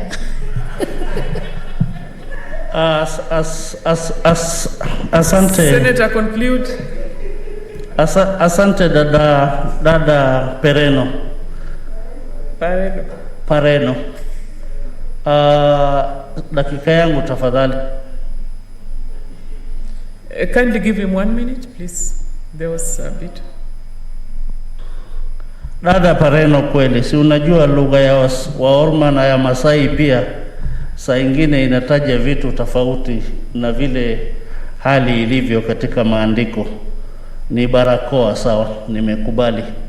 Sasa katika hali hiyo, Madam Speaker, nilikuwa ninasema barakoa ambao sahihi sisi tumevaa pande ile haivaliwi. Na ukiangalia watu wengine wanavaa hii barakoa kwa sababu ya taharuki ya polisi, kwa sababu biashara imefunguliwa huko, ni kutoroka polisi tu. Na wakikuta polisi wanakuja barabarani, mtu anakimbia na anaokota ile barakoa yoyote iko barabarani, asijue kama imetumika vibaya. Na katika hali hiyo basi, sasa mimi ningependa kutoa wito kwa serikali iweze kutumia ile hela ambayo iko nayo kupata chanjo, hata tusikae kungojea. Senator, now your time is up. Finally, Senator Adan Dulo Fatuma, Senator for Isiolo. Madam Speaker, let me take this opportunity also to contribute to this statement by Senator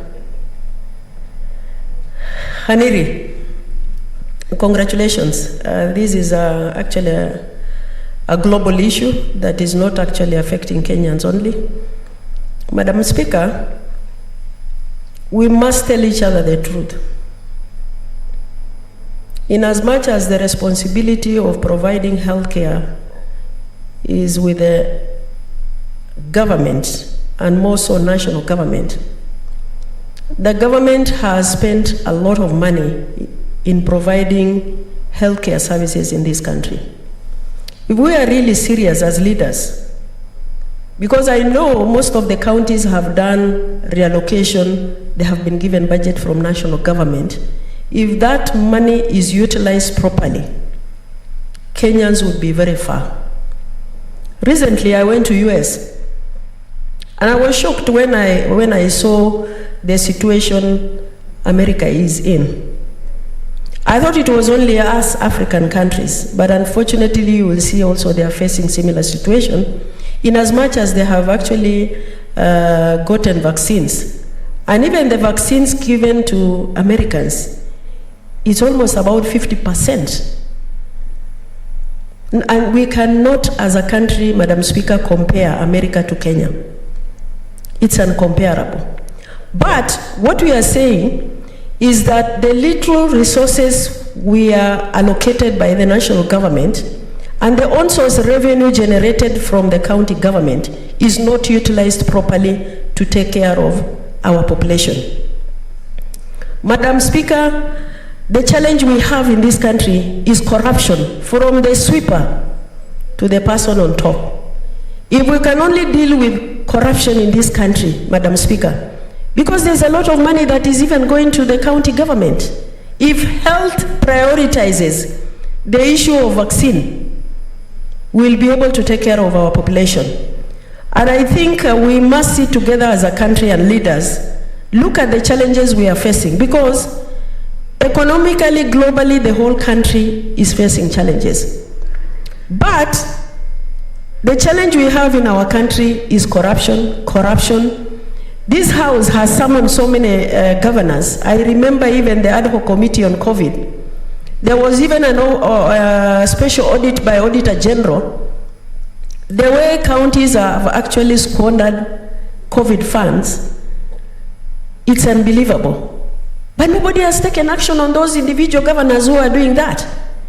I remember my own governor being summoned before the committee and looking at the audit queries that came from Isiolo.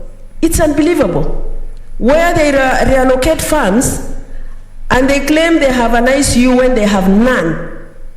They reallocate budget for emergency fund for relief, buying a bale of unga at 3,000 Kenya shillings. And auditors are just closing their eyes on such a matter. Madam Speaker, something needs to be done. We cannot just blame the government alone. We have to hold the county governments accountable, especially the CEOs of those counties. There is so much corruption that is happening in this country. The institutions that are supposed to make sure that accountability is their owners, they have relegated their responsibility. More so EACC. And I'll mention them here. Because they're in these regions, they are doing nothing. Most of them, they're in the pocket of the governors. They are on the payroll of the governors, Madam Speaker.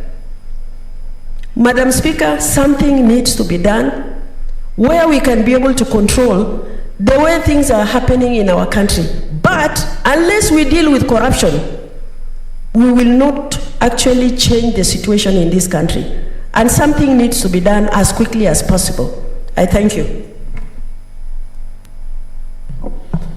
Honorable Senators, I've seen the interest that has, a lot of interest on this statement, and it was worth it. I would like to refer it to the Committee of Health for further deliberation and also with a view of looking into the COVID committee that we had, so that we see how we move forward. Because it's already mentioned here that that committee had actually helped the country and put the country on its toes. Apart from just giving us figure every morning of people who have been infected, people who have died, that committee went a long way to give us more information on the COVID situation in the country. So I'd like the committee to continue with that. Next order, I think we are deferring most of the statements. We defer the next statement, which is statement 2 by Senator for Vihiga. The next one, number 3 by Senator Milgo. I don't see Senator Milgo around. Another one, the next one by Senator Sylvia Kasanga. I don't see Sylvia Kasanga around. And the last statement by Senator Gertrude. Senator Gertrude is not here. I don't see her. So we move to the next order.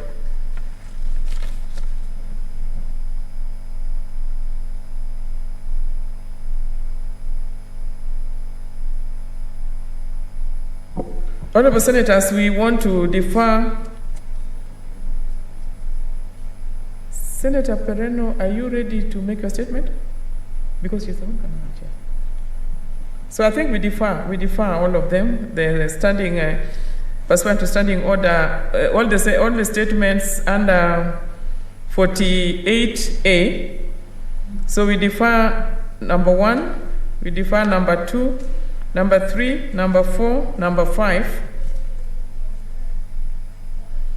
Senator Kwamboka, you are ready to make your statement? Yes, so we will go up to number 5. Number 6 for Senator, the next statement by Senator Kwamboka. So Senator Kwamboka, you can make your statement.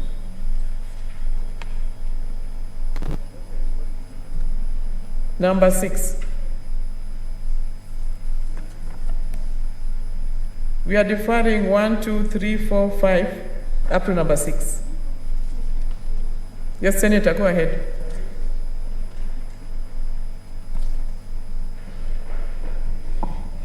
Thank you, Madam Speaker.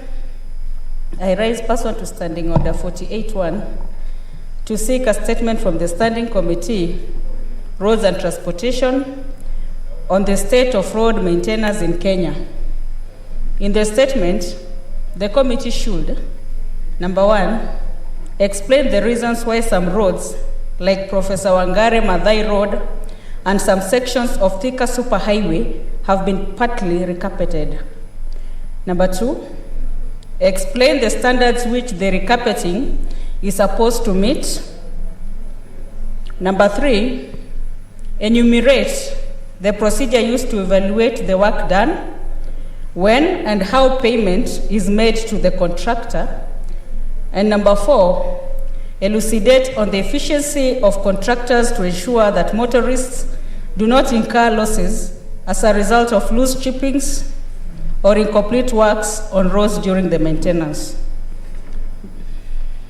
Can I proceed, Madam Speaker? I've got another one. Yes. Thank you. Madam Speaker, I rise pursuant to Standing Order 48.1 to seek a statement from the Standing Committee Education on the death of a grade 2 pupil in Mama Lucy Kibaki Hospital in Nairobi County.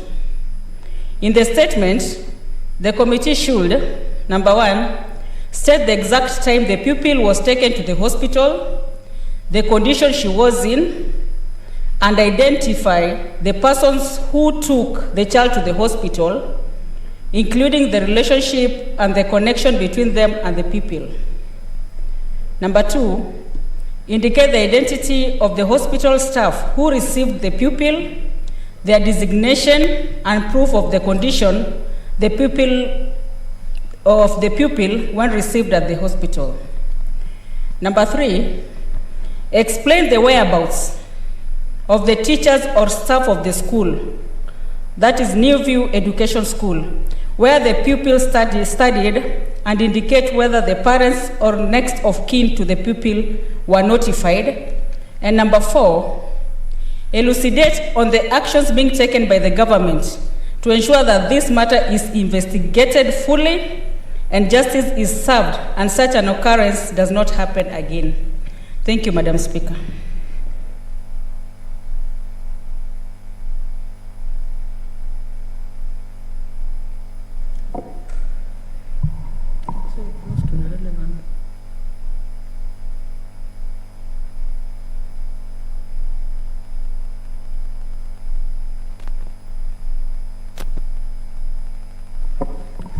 I do not see any interest. This is just no requests. So then I proceed to refer the two statements to the relevant committees. Next order.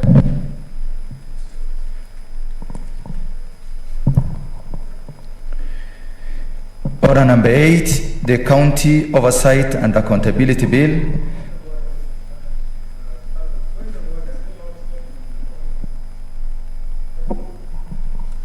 I see, okay.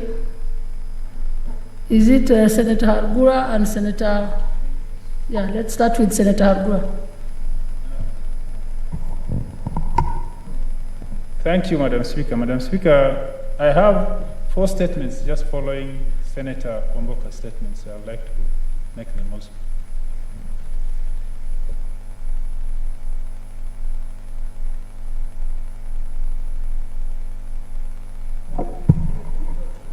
No, I think I was taking him on a point of order, but you can proceed.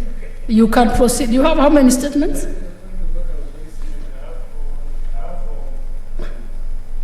So we'll allow you to read the 4 statements and hope we'll be able to move to the next orders quickly. Thank you, Madam Speaker. Madam Speaker, I'd like to rise pursuant to standing order number 48-1 to 6 statements. The first statement is on community land registration under the Community Land Act 2016. Madam Speaker, I rise pursuant to Standing Order 48-1 to 6 statement from the Standing Committee on Land, Environment and Natural Resources regarding the registration of community lands under the Community Land Act 2016. In the statement, the committee should 1. Explain the steps taken by the Cabinet Secretary for Lands and Physical Planning in operationalizing the Act. 2. The state which counties have complied in providing the community land inventories. And lastly, provide status of community land registration process and a roadmap to final registration with respect to Marsabit County. Madam Speaker, the second statement is on establishment of disease-free zones in the arid region. Madam Speaker, I rise pursuant to Standing Order 48-1 to seek a statement from the Standing Committee on Agriculture, Livestock and Fisheries regarding establishment of disease-free zones in the arid regions. In the statement, the committee should 1. Explain the national government policy on establishment of disease-free zones in arid regions where livestock keeping is the main economic activity. 2. Provide progress on establishment of disease-free zones to date. And thirdly, explain the steps the government has taken to establish a disease-free zone with respect to Marsabit County. Madam Speaker, the third statement is on the establishment of off-grid energy facilities in Marsabit County. Madam Speaker, I rise pursuant to Standing Order 48-1 to seek a statement from the Standing Committee on Energy regarding the establishment of off-grid energy facilities in Marsabit County, considering that the county is not connected to the national grid. In the statement, the committee should explain the national government policy on ensuring that Kenyans who are not on the national grid get connected to power. 2. State with respect to Marsabit County the centers which have been identified for off-grid power provision. Provide progress on the status of off-grid facilities in the identified centers, and state why Centers like Loyangalani, Southhor, Gatap, Kargi, and Kor in Laisami's constituency are not yet connected to any form of power. Lastly, Madam Speaker, I'd like to request for a statement on the improvement of Laisamis Malgis Road section of Road D371 to bitumen standard. Madam Speaker, I rise pursuant to Standing Order 48-1 to seek a statement from the Standing Committee on Roads and Transportation regarding the improvement of Laisamis Malgis Road to bitumen standards under the Low Volume Sealed Roads Program. In the statement, the committee should explain the status of the above project, stating when it commenced, the scope of the works, and expected completion date. To state why it has taken so long to complete the works, and lastly, state what measures the government have put in place to ensure that the project is completed without any further delay. Thank you, Madam Speaker. I still see no request to comment on these statements, so all of them stand committed to the relevant committees. Next statement is by Senator for Vihiga.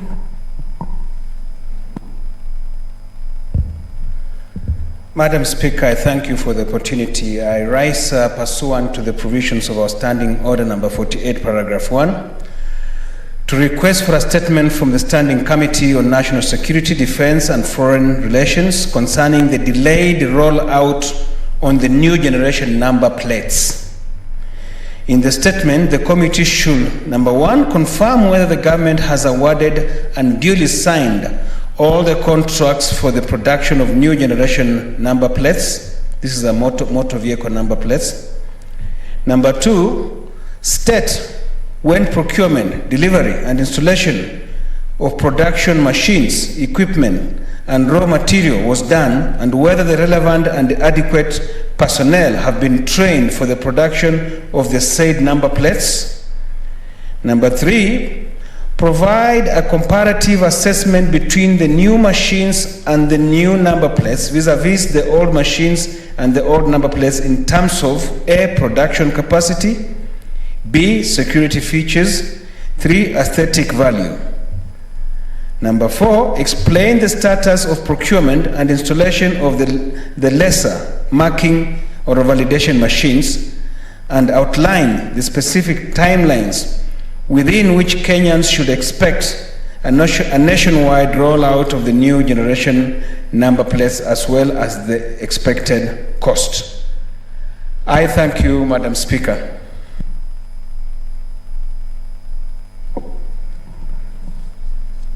The same applies to this statement and stands referred to the relevant Committee of National Security, Defense and Foreign Relations.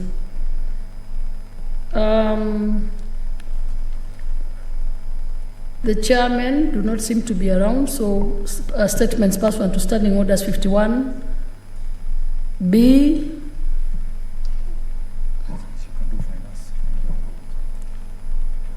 Senator Farhia, you can do the one for finance.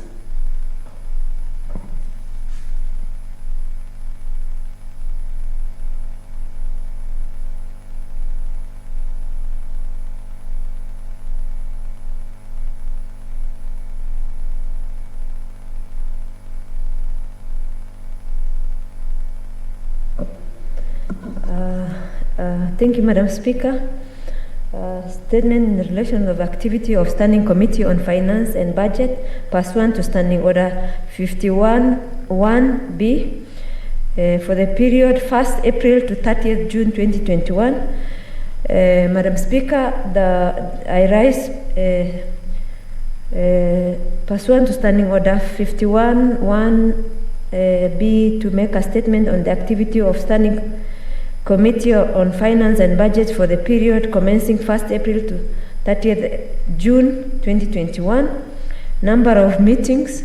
The committee held 22 meetings. The bill considered by the committee, the Division of Revenue Bill, National Assembly Bill number 7 of 2021, the County Allocation of Revenue Senate Bill number 30 of 2021, the Salaries and Remuneration Commission Amendment Bill, Senate Bill number 31 of 2020. The committee is scheduled to hold meetings with the COG, Auditor General, and Governor of Central Bank to further deliberate on the challenges encountered by these regular users of systems and possible mitigation measures. Regarding a statement concerning cushioning of Kenyans from the negative socio-economic impact of COVID-19 caused by partial lockdown requested by Senator Millicent Omanga, the committee has sought information from the National Treasury. This process is yet to be, the response is yet to be submitted. Regarding the statement concerning the merger of government agencies to form the Kenya Transport and Logistics Network, KTLN, requested by Senator Aaron Cheriot, the committee has sought information from the National Treasury. This response is yet to be submitted. Monitoring the county budgets as another activity of the committee. Following the request for intervention by County Assembly of Bungoma, the committee held meetings with Controller of Budget, Bungoma County Executive, Bungoma County Assembly to consider allegations on deliberate denial by Governor and the CECM Finance to allow County Assembly access to revenue allocated for the financial year 2020-2021. The matter is under deliberation and the committee will issue an advisory on 9th of July 2021. The committee has been following up with the National Treasury and planning on matter of delayed disbursement of equitable share to counties. When disbursement of April was delayed by a month, the committee invited the CS National Treasury for a meeting, and after deliberation, the CS committed to prioritize the release of the April disbursement. The same week in April, the disbursement was made, and it's confirmed by 5th July 2021, the county equitable share for financial year 2020-2021 has been disbursed in full. The activity of the committee in the next quarter, an investigation to the efficiency of IFMIS to the county government operations is also being considered. And therefore, for now, that is what we are considering, but in future, Madam Speaker, more activities and statements as they are generated, the committee will continue working. Madam Speaker, this is one of the most active committees in the House because of its very nature. And Madam Speaker, one of the issues that is emerging that I think I have a statement on is that in terms of financial malpractices, Madam Speaker, the accounting profession is under threat because, for one, Madam Speaker, when accountants, sometimes they are threatened to be part of, commitment of fraud at the instruction of their managers, and when that becomes an offense, the accountants pay for it. One of the examples that now we have is the whistleblower for Masai University that mentioned, as was mentioned before, that person has now been suspended by the committee of the university. Madam Speaker, where is the recourse of this country in terms of fighting corruption? When somebody, whistleblowers on a grand corruption, and because of that, Government Agencies Act, and because of that, a grand corruption was avoided and public money was saved, Madam Speaker, that also is the person is victimized. So, Madam Speaker, how serious are we, especially the agencies that are concerned with fighting corruption? How have they protected accountants who are willing to put, their lives at risk by exposing a grand corruption, and yet they pay the price of losing their job. Madam Speaker, I have a statement on that, but I just thought I should give the House a heads up on that issue, because the gentleman was suspended, and I think that will be a big blow in terms of our fight in corruption, especially in this country. The leadership of this country, the top brass of this country, led by His Excellency Uhuru Muigai Kenyatta, has made several statements about the seriousness of his government in fighting corruption. Madam Speaker, and there are people who continue, perpetuating these fraudulent malpractices. And I think it is high time they pay and they are brought to book, Madam Speaker. I thank you, Madam Speaker. I note that the Speaker may allow comments for 20 minutes on such a statement. But however, I do not see any interest, and I therefore leave it at that.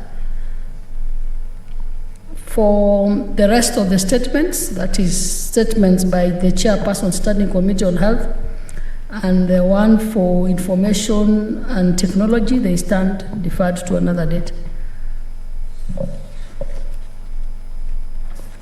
Honorable Senators, the next items in the order paper from orders 8 to 16 are first readings, and I therefore ask the clerk to call out orders 8 to 16. Order number 8, the County Oversight and Accountability Bill, Senate Bills number 17 of 2021, first reading.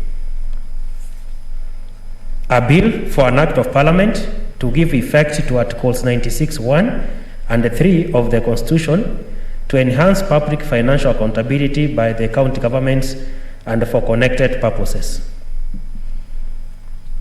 Order number 9, the National Cohesion and Peace Building Bill, Senate Bills number 19 of 2021, first reading.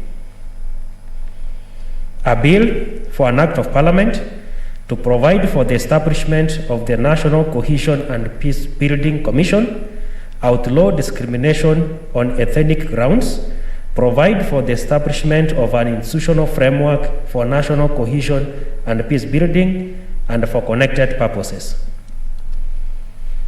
Order number 10, the County Boundaries Bill, Senate Bills number 20 of 2021, first reading. A bill for an act of Parliament to provide for the county boundaries, to provide for a mechanism for the resolution of county boundary disputes, to give effect to Article 188 of the Constitution by providing for the procedure for alteration of county boundaries, to provide for the establishment of an independent county boundaries commission, and for connected purposes. Order number 11, the Preservation of Human Dignity and the Protection of Economic and Social Rights Bill, Senate Bills number 21 of 2021, first reading. A bill for an act of Parliament to establish a framework for the preservation of human dignity, for the promotion, monitoring, and enforcement of economic and social rights, to establish mechanisms to monitor and promote adherence by county governments to Article 43 of the Constitution, and for connected purposes. Order number 12, the Heritage and Museums Bill, Senate Bills number 22 of 2021, first reading. A bill for an act of Parliament to provide for the conservation, preservation, protection, research and management of cultural and natural heritage at national and county levels of government and for connected purposes. Order number 13, the Coconut Industry Development Bill, Senate Bills number 24 of 2021, first reading. A bill for an act of Parliament to provide for the production, processing, marketing, and the distribution of Kenya coconut and its products, establish the Coconut Industry Development Board, provide a framework for coconut farming development, ensure value addition to coconut and its related products, and for connected purposes. Order number 14, the Kenya Citizenship and Immigration Amendment Bill, Senate Bills number 33 of 2021, first reading. A bill for an act of parliament to amend the Kenya Citizenship and Immigration Act and for connected purposes. Order number 15, the Alternative Dispute Resolution Bill, Senate Bills number 34 of 2021, first reading. A bill for an act of parliament to provide for the settlement of civil disputes by conciliation, mediation, and traditional dispute resolution mechanism to set out the guiding principles applicable and for connected purposes. Order number 16, the County Government's Grants Bill, Senate Bills number 35 of 2021, first reading. A bill for an act of parliament to provide for the allocation of conditional grants to county governments for the 2021 and 2022 financial year, the responsibilities of county governments pursuant to such allocation, and for connected purposes. Order number 17, the Community Health Services Bill, Senate Bills number 34 of 2020, second reading. Senator Agnezani. Thank you, Madam Speaker. I beg to move that the Community Health Services Bill 2020 be read a second time. And Madam Speaker, let me start by saying that I'm very grateful to the Committee of Health. They have worked on this bill over a long time, and they have been able to put together a lot of consideration. Indeed, Madam Speaker, from the way this bill has progressed, we've reached a point where the public participation input that had already been put prior to has also been included, because, Madam Speaker, you will remember, this is one of the bills that, because of the court order, we are redoing in this particular house. So I really thank the members of the Committee of Health. I've spoken to several members of that committee. We have discussed to and fro some of the decisions and the amendments that they've made, and we are in agreement that now we have a version that is appropriate from this House, and we have a version that will be able to progress. We've been able to address the specific issues, and now that we also have a bill that is considering all these issues together, then it becomes very, very critical. Madam Speaker, this bill hopes to address a lacuna in the law as it stands, because we have various levels of health institutions. Madam Speaker, level 1 we have community facilities. At level 2 we have health dispensaries. Level 3 we have health centers. Level 4 we have county hospitals. Level 5 we have county referral hospitals, and level 6 we have national referral hospitals. Now, components of community facilities level 1 are there in the various strategies that have been put up. But when we come to the Health Act, this aspect has not been incorporated.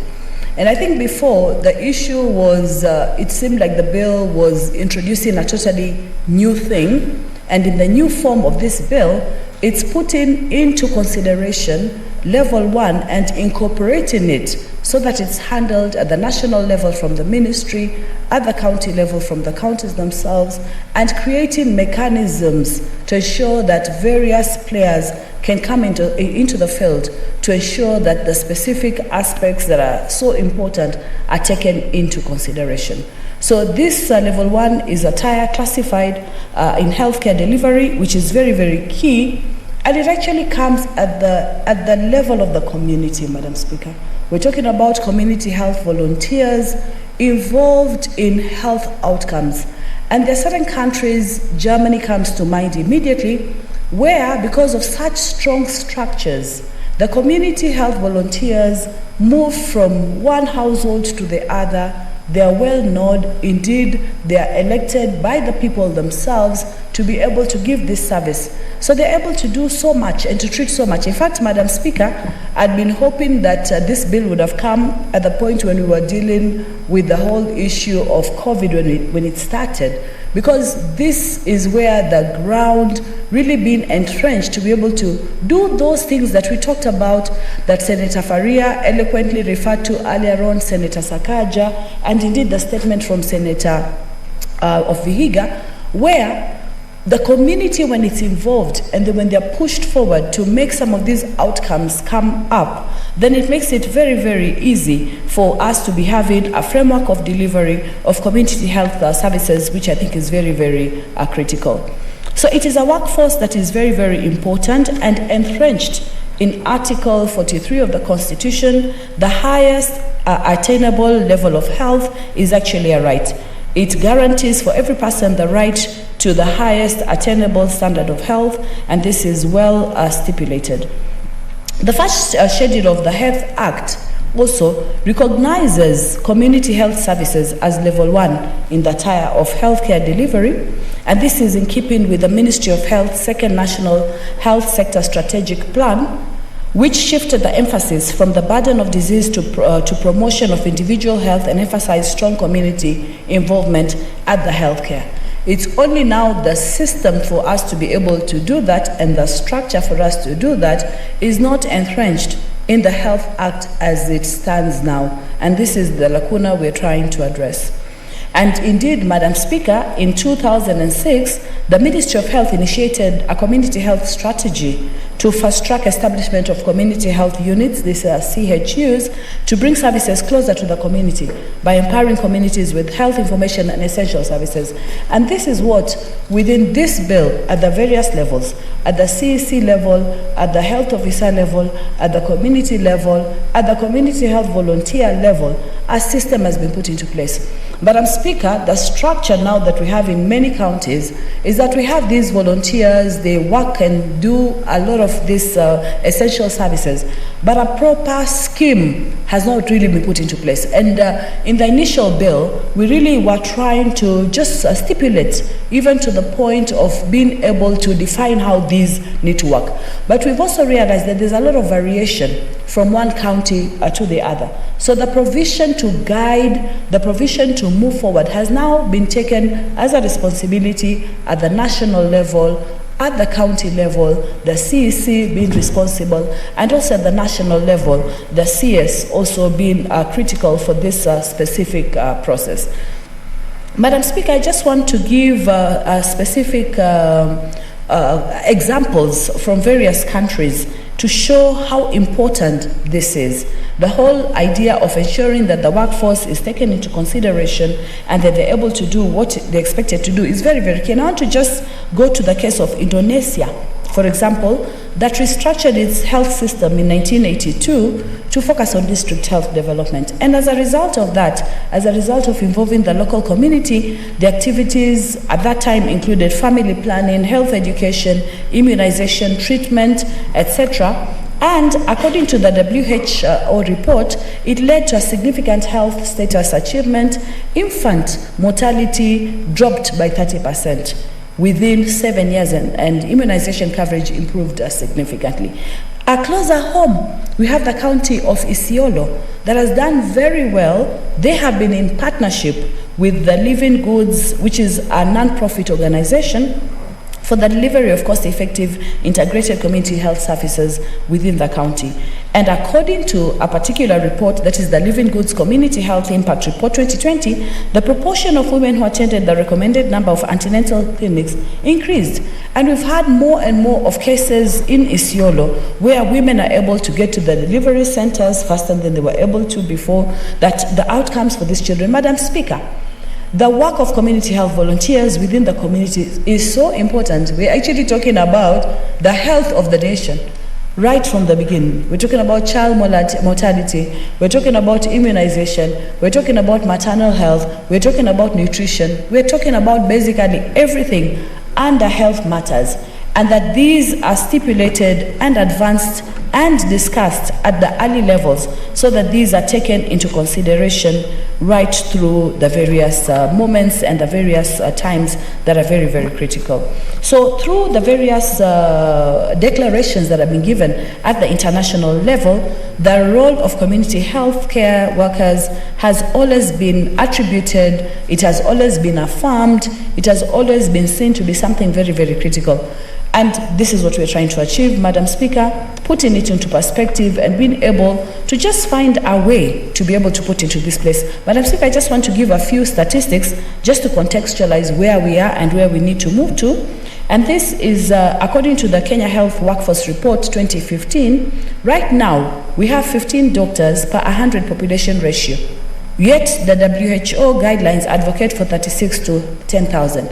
Madam Speaker, I'm just giving this to highlight that already our healthcare system is heavily tilted towards service provision where the numbers are not really adequate. Just to say that at the end of the day, community health cares, community health volunteers and community health care workers are able to cover for this gap.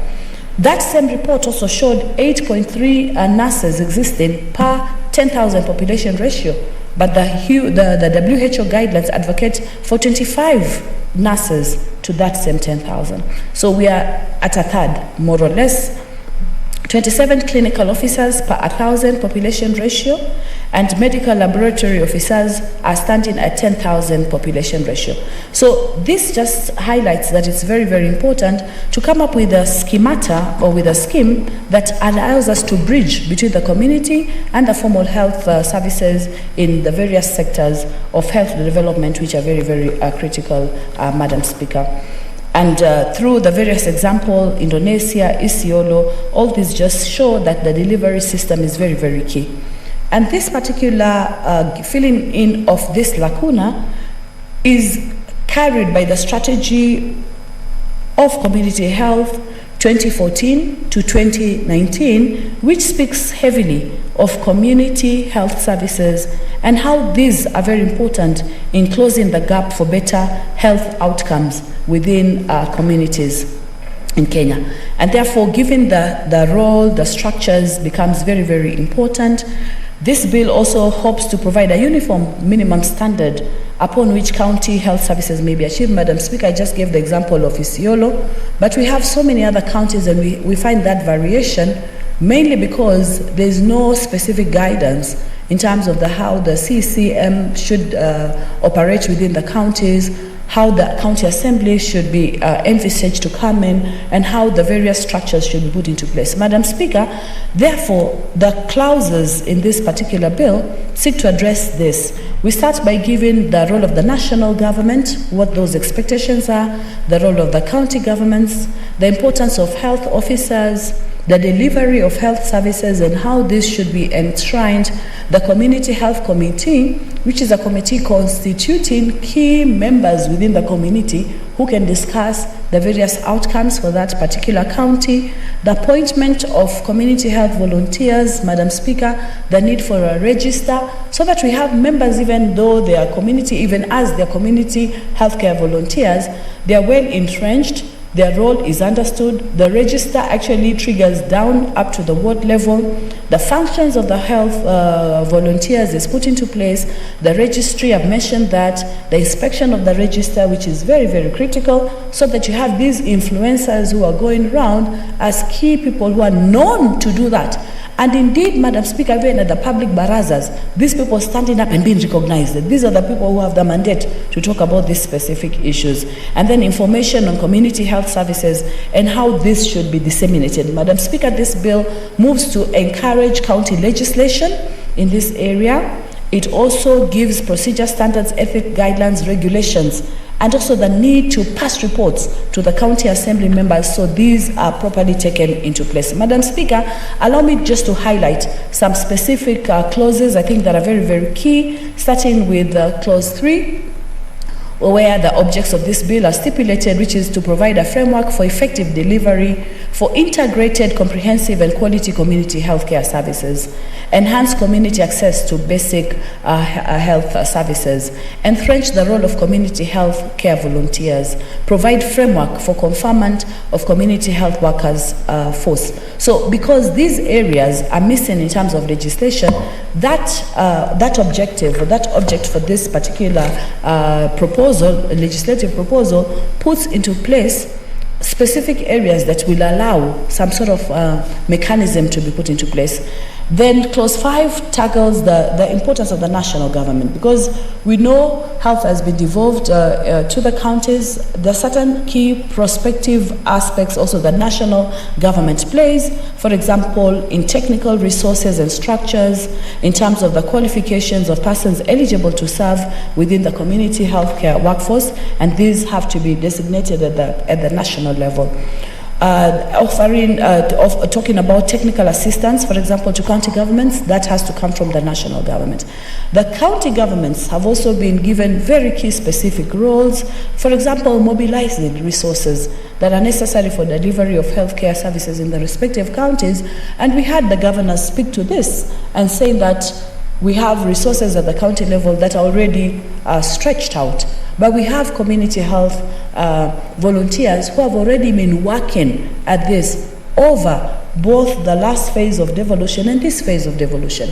I think it's really just a question of putting things together so that we come up with a template that can be applied within the various counties. And this is what this legislation endeavors to do. Talking about adequate funds that are very, very key. Putting in place mechanism to facilitate access to timely community healthcare services, facilitating access to information regarding appropriate behavior, including basic information on sanitation, hygiene. All these are very, very critical, and it is the community health services providers who move from one place to another to put this into place. Madam Speaker, at clause 6, we have very specific provision at county level, but that touch on the CEC member. And this is, for example, to advise the governor on all matters relating to delivery of healthcare services. So these are properly entrenched, building capacity within the counties, monitoring and evaluating the effectiveness of community healthcare programs so that they can know, are they improving, are they reaching out to the people that they're meant to reach out to. So that clause, and there are very many specific sub-clauses, gives the meat, the teeth that is needed by the CECM to be able to cascade this higher up into the county and discuss this at the level of the county governor. We also have at sub-clause 3 the introduction of ensuring that the county executive member, in order for them to effectively perform the functions, can delegate the performance of such functions to the Director of Health. So it introduces a Director of Health who can be very specifically targeting the issues of health, so that in case the CEC also has other issues that they're tackling, that the County Director of Health specifically delves into this. Clause 7 deals with the health officer and the roles of that officer. It gives these in details, including overseeing the selection of community health volunteers, providing technical support and training.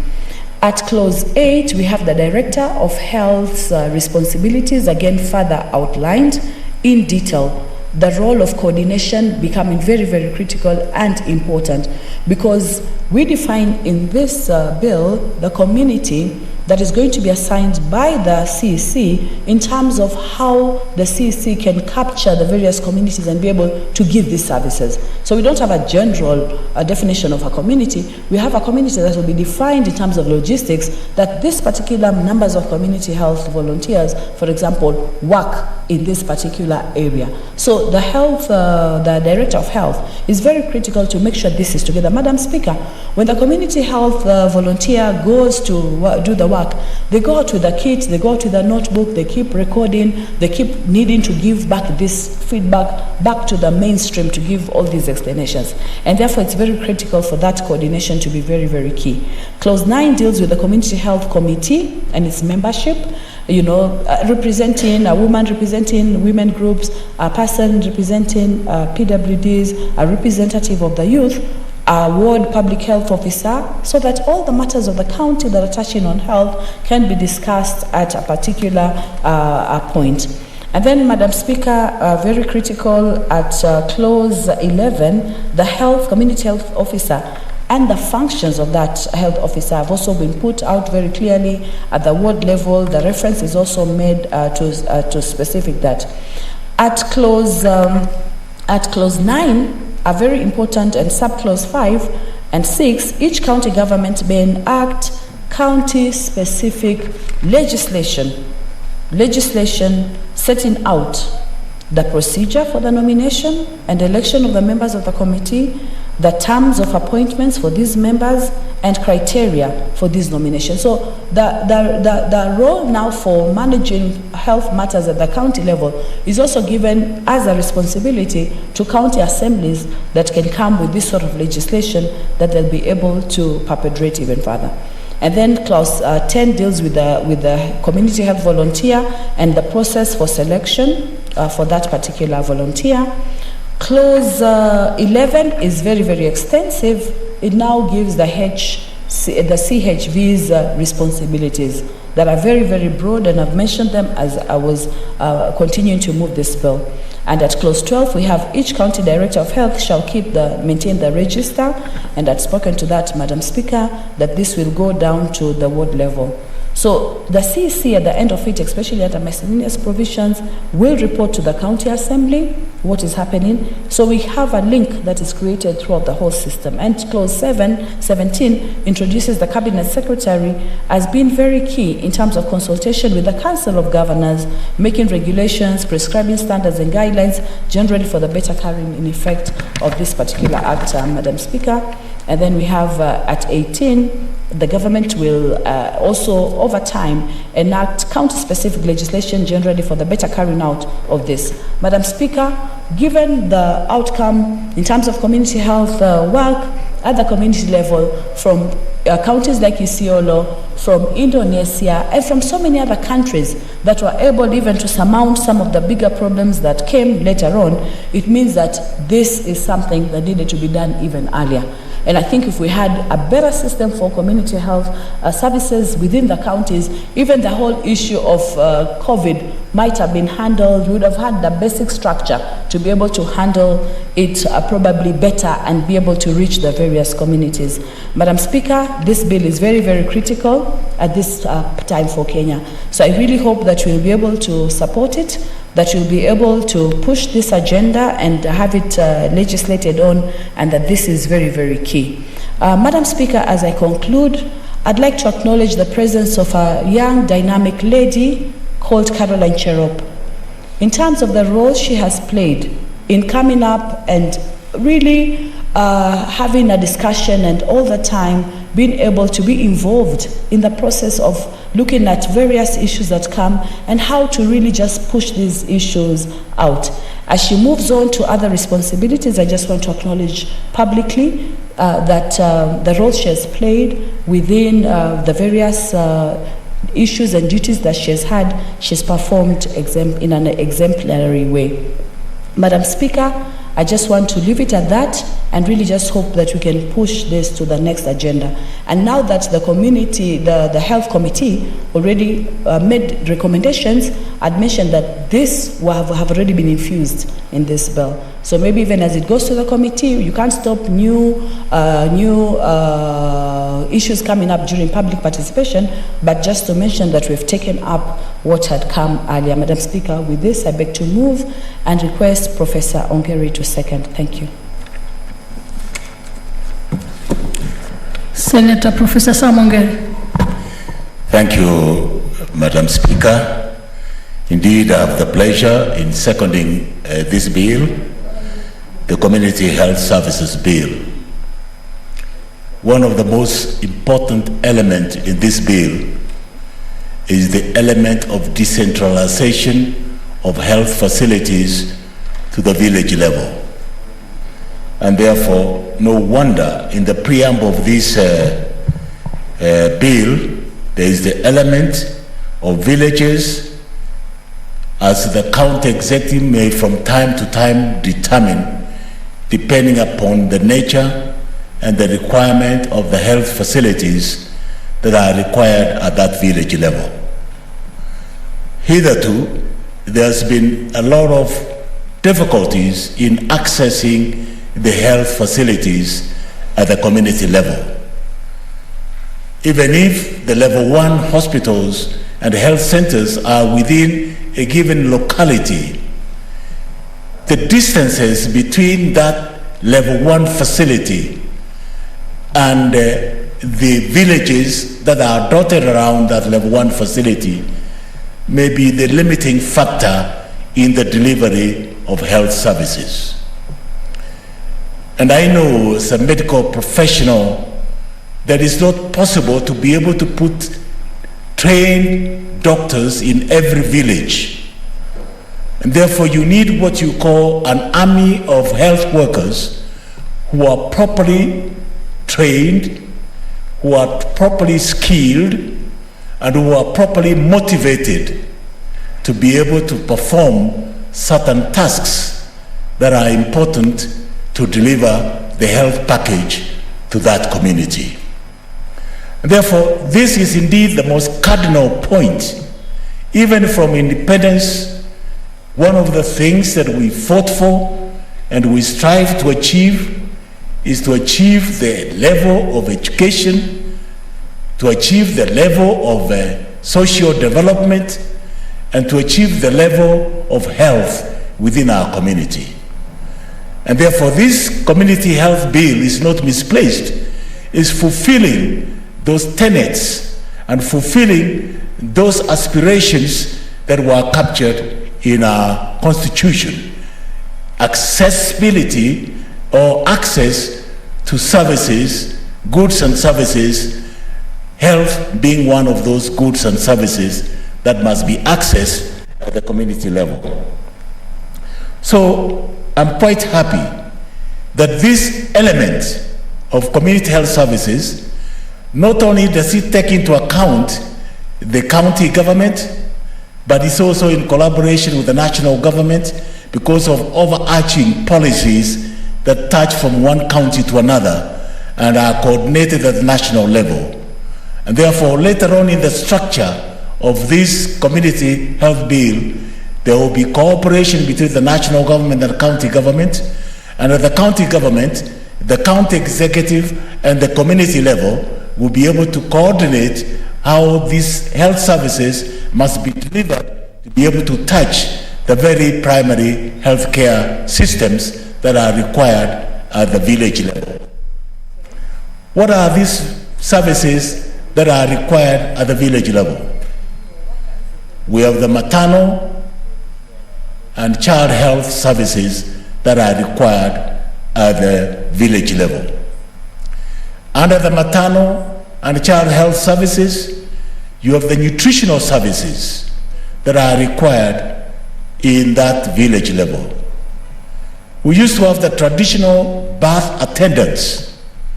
One of the biggest mortality in birth, in deliveries, is the maternal mortality rates, which are fairly high because our mothers have not been given access to information, health education, and how to be able to rear and bring up a child who is inborn. And therefore, these community services will monitor closely the element of services being given at that level. And that's why there must be participants in this selection, whoever is the flag bearer, the community flag bearer at that level. A lot of malnutritions or nutritional disturbances that we have at the community level are preventable conditions. For instance, simple basic education on what kind of foods we should take, balancing both the proteins, the carbohydrates, and the fats is such an elementary knowledge that will save many of our mothers from giving birth to children who are malnourished and prone to infections, and particularly infectious diseases that that may harm and create high child mortality at birth. So in the first instance, we want to ensure the mother is safe in carrying the pregnancy to full term. Secondly, we want to ensure that the baby that the mother is carrying is also safe. At the end of this exercise, we want to ensure both the mother and the child survive this physiological phenomena of bringing forth a new arrival to the community. And therefore, they need assistance. They need accessibility to a health facility that will help them to achieve that noble objective. And unless you have a robust and very well coordinated, very well furnished and resourced centers and village activities, I'm afraid our mortality rates, our morbidity rates will continue rising and will not be able to achieve our health index that we have started so well at the beginning, that we want to give health as a right to all our individuals at the community level. And this is the basics in our constitution. And therefore, this is an enabling act of Parliament, christened as Community Health Services, which overarches to reach the most remotest village, the most basic village in our society to access health. So that's one of the elements that we are able to achieve. What is the second element?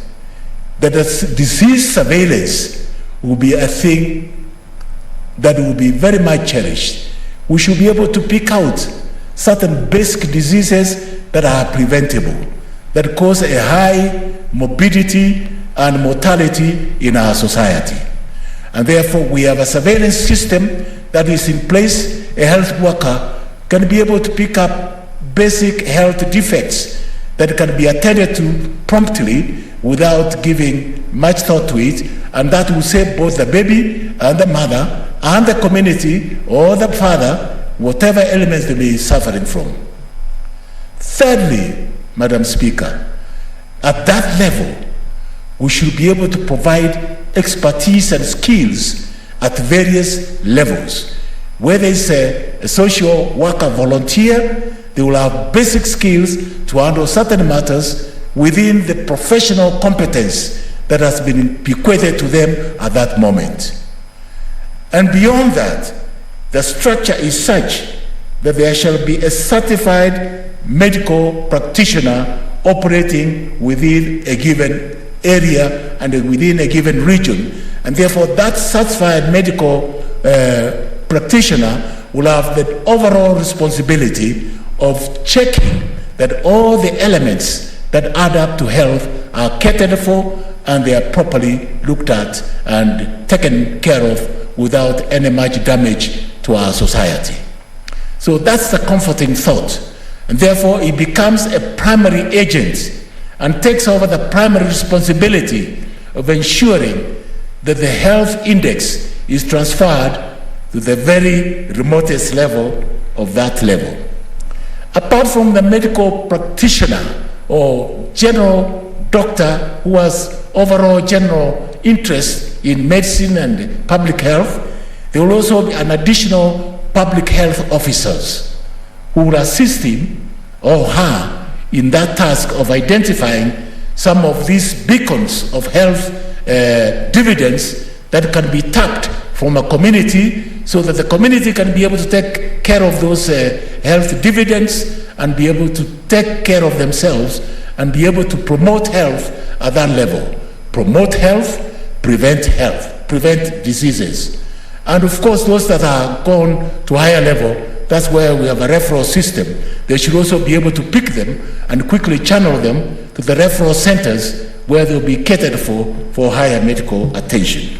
So under the objectives, and then of course, not left out, not only the professionals are going to participate in this committee, but the community have also been given an opportunity to elect a health worker elected by the community and involved in health-related work in the community the person lives in. So the person who lives in that community is able to give us first-hand information on what should happen and pass it on to other health workers who are relatively more skilled than him or her to be able to attend those emergencies that may arise from time to time. The objects, obviously, and I think I've already been able to spell out some of them, is effective delivery of integrated, comprehensive, and quality community health services.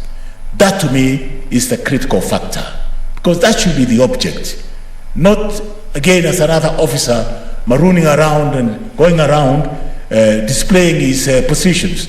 No, the effect should be effective delivery of integrated, comprehensive, and quality community health services. The second objective of this community health is to provide access, quick access to the basic health facilities. The third one, it provides the framework that we are able to coordinate these functions at that village level. And of course, the fourth one is to entrench the role of the community in providing the services for that group or that concert of group that may be around that region. And the fifth one is to be able to develop the mechanisms and criteria for recognition, certification, and accreditation of community health workers. Don't forget that these are people who are springing up from the community where they are. They are best suited to know what ailments and elements disturb the community where they stay. They're able to transmit that critical information. They are the people that people can, because they have the trust of that community, they have the trust of that village, they can be able to be entrusted with the information. And therefore, that information can be available to the wider group of health workers who can assess and examine the information available and be able to roll out the health community measures that will be able to alleviate those problems that are within the community. And then, of course, this object, it's not a function that is without money. There must be, one of the objects must be the framework for financing the community health services. That's why the national government is critical, because some of the policies, some of the public health policies will require financing exercise, and therefore they come as conditional grants, some of these health facilities for public health promotion in some of the county governments. And therefore, we need to involve the national government that any resources that they need to have, particularly in the public health policy that needs to be rolled out, it is at the community level where these functions are carried out, and therefore the bulk of those resources must be devolved, not only the county government, but they must also be devolved to the villages level where the effect will be felt, rather than keeping them at the center and donating them out like the sweets that you give to a child just to please them for a moment, but do not go far enough to be able to address the issue and the problem that bequeaths that society. And then, of course, one of the objects of this committee, of this community health service bill, is to be able to identify the needs and gaps in the delivery of health services. So these objectives, being health, you must have a vehicle. What would then be the guiding principles in being able to carry out these projects? I picked up 4 major ones. One, of course, I said, there must be a principle of inclusivity and equity in the provision of these services. That's a major principle. You don't just go and wander around on your own. You start bringing up your own policies. The second one is coordinated public participation in the formulation and implementation and monitoring of these policies. And number 3 is the empowerment and capacity building as a means of facilitating access to health services. And number 4 is transparency and accountability elements. I've talked about the role of the national government. I've also talked about the role of the national government on technical resource provision and structures, qualification of persons, standards of service, reporting tools, monitoring and evaluation, and of course technical assistance that may be required from time to time, and curriculum and training modules for the training of community health workers that will be coordinated nationally and at the county level, and the mobilizing of the resources and the provision of adequate resources to meet these needs at the village level. And finally, to replace the mechanism, to put in place mechanism to facilitate to access to timely community health services by residents within the respective county, and facilitate access to this.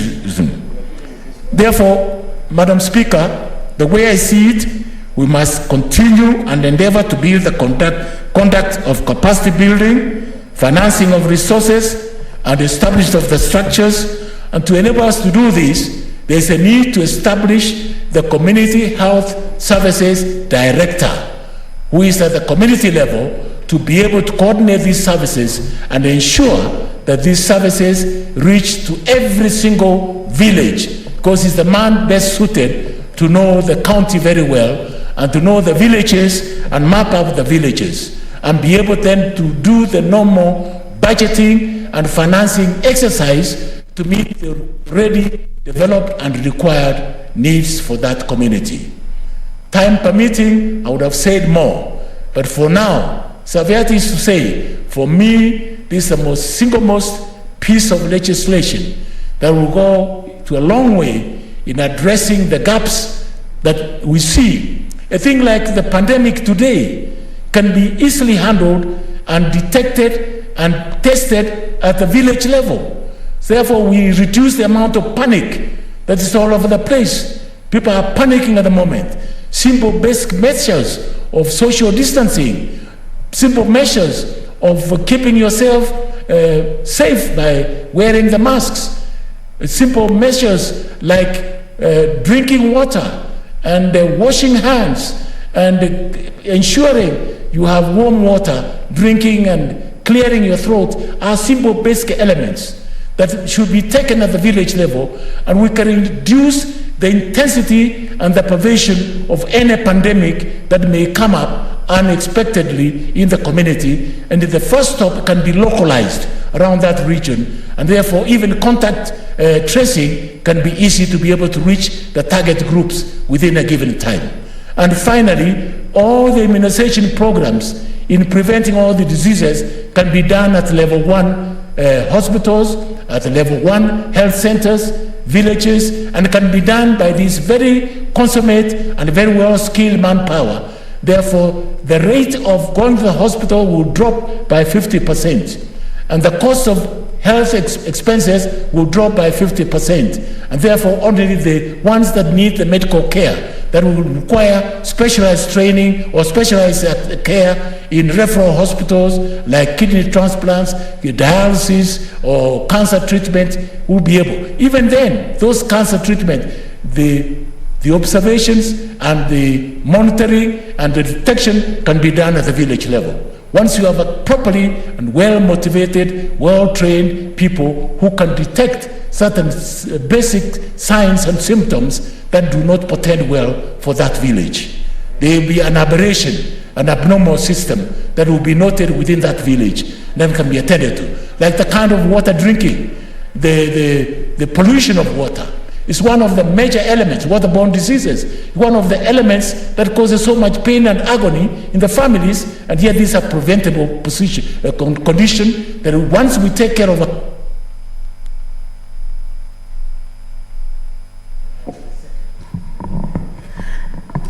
Thank you.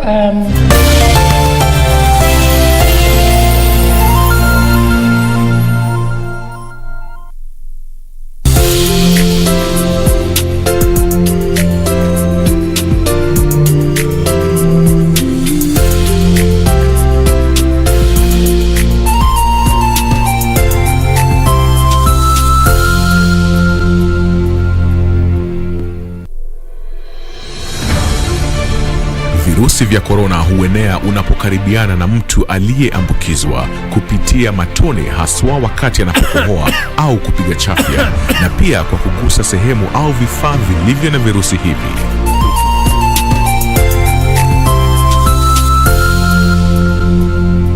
Jitenge kisha piga nambari 719 ili upate usaidizi. Mtu yeyote anaishi na maradhi sugu kama vile virusi vya HIV, kifua kikuu, saratani na mengineo anashauriwa kutumia dawa zake jinsi alivyoshauriwa na daktari bila kukosa. Komesha korona. Ujumbe huu umeletwa kwako na serikali ya Kenya. The future of money is simple, like unlocking possibilities with a smile. And having the world in the palm of your hand.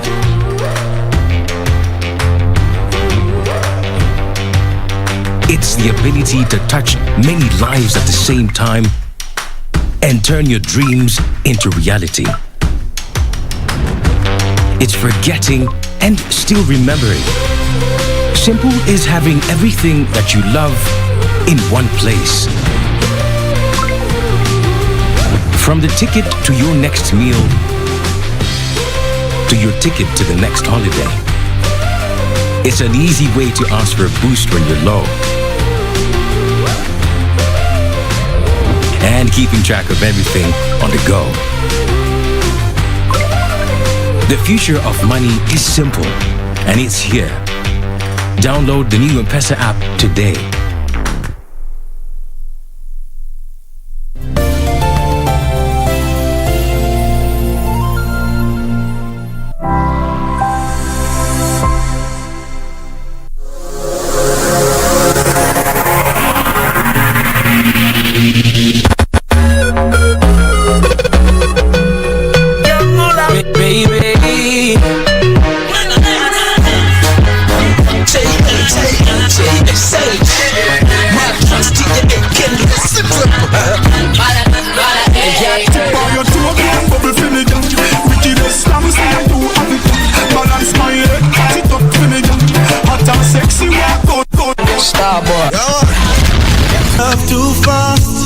African nights and a cool rush. And I remember you refused to kiss me, and now you're using my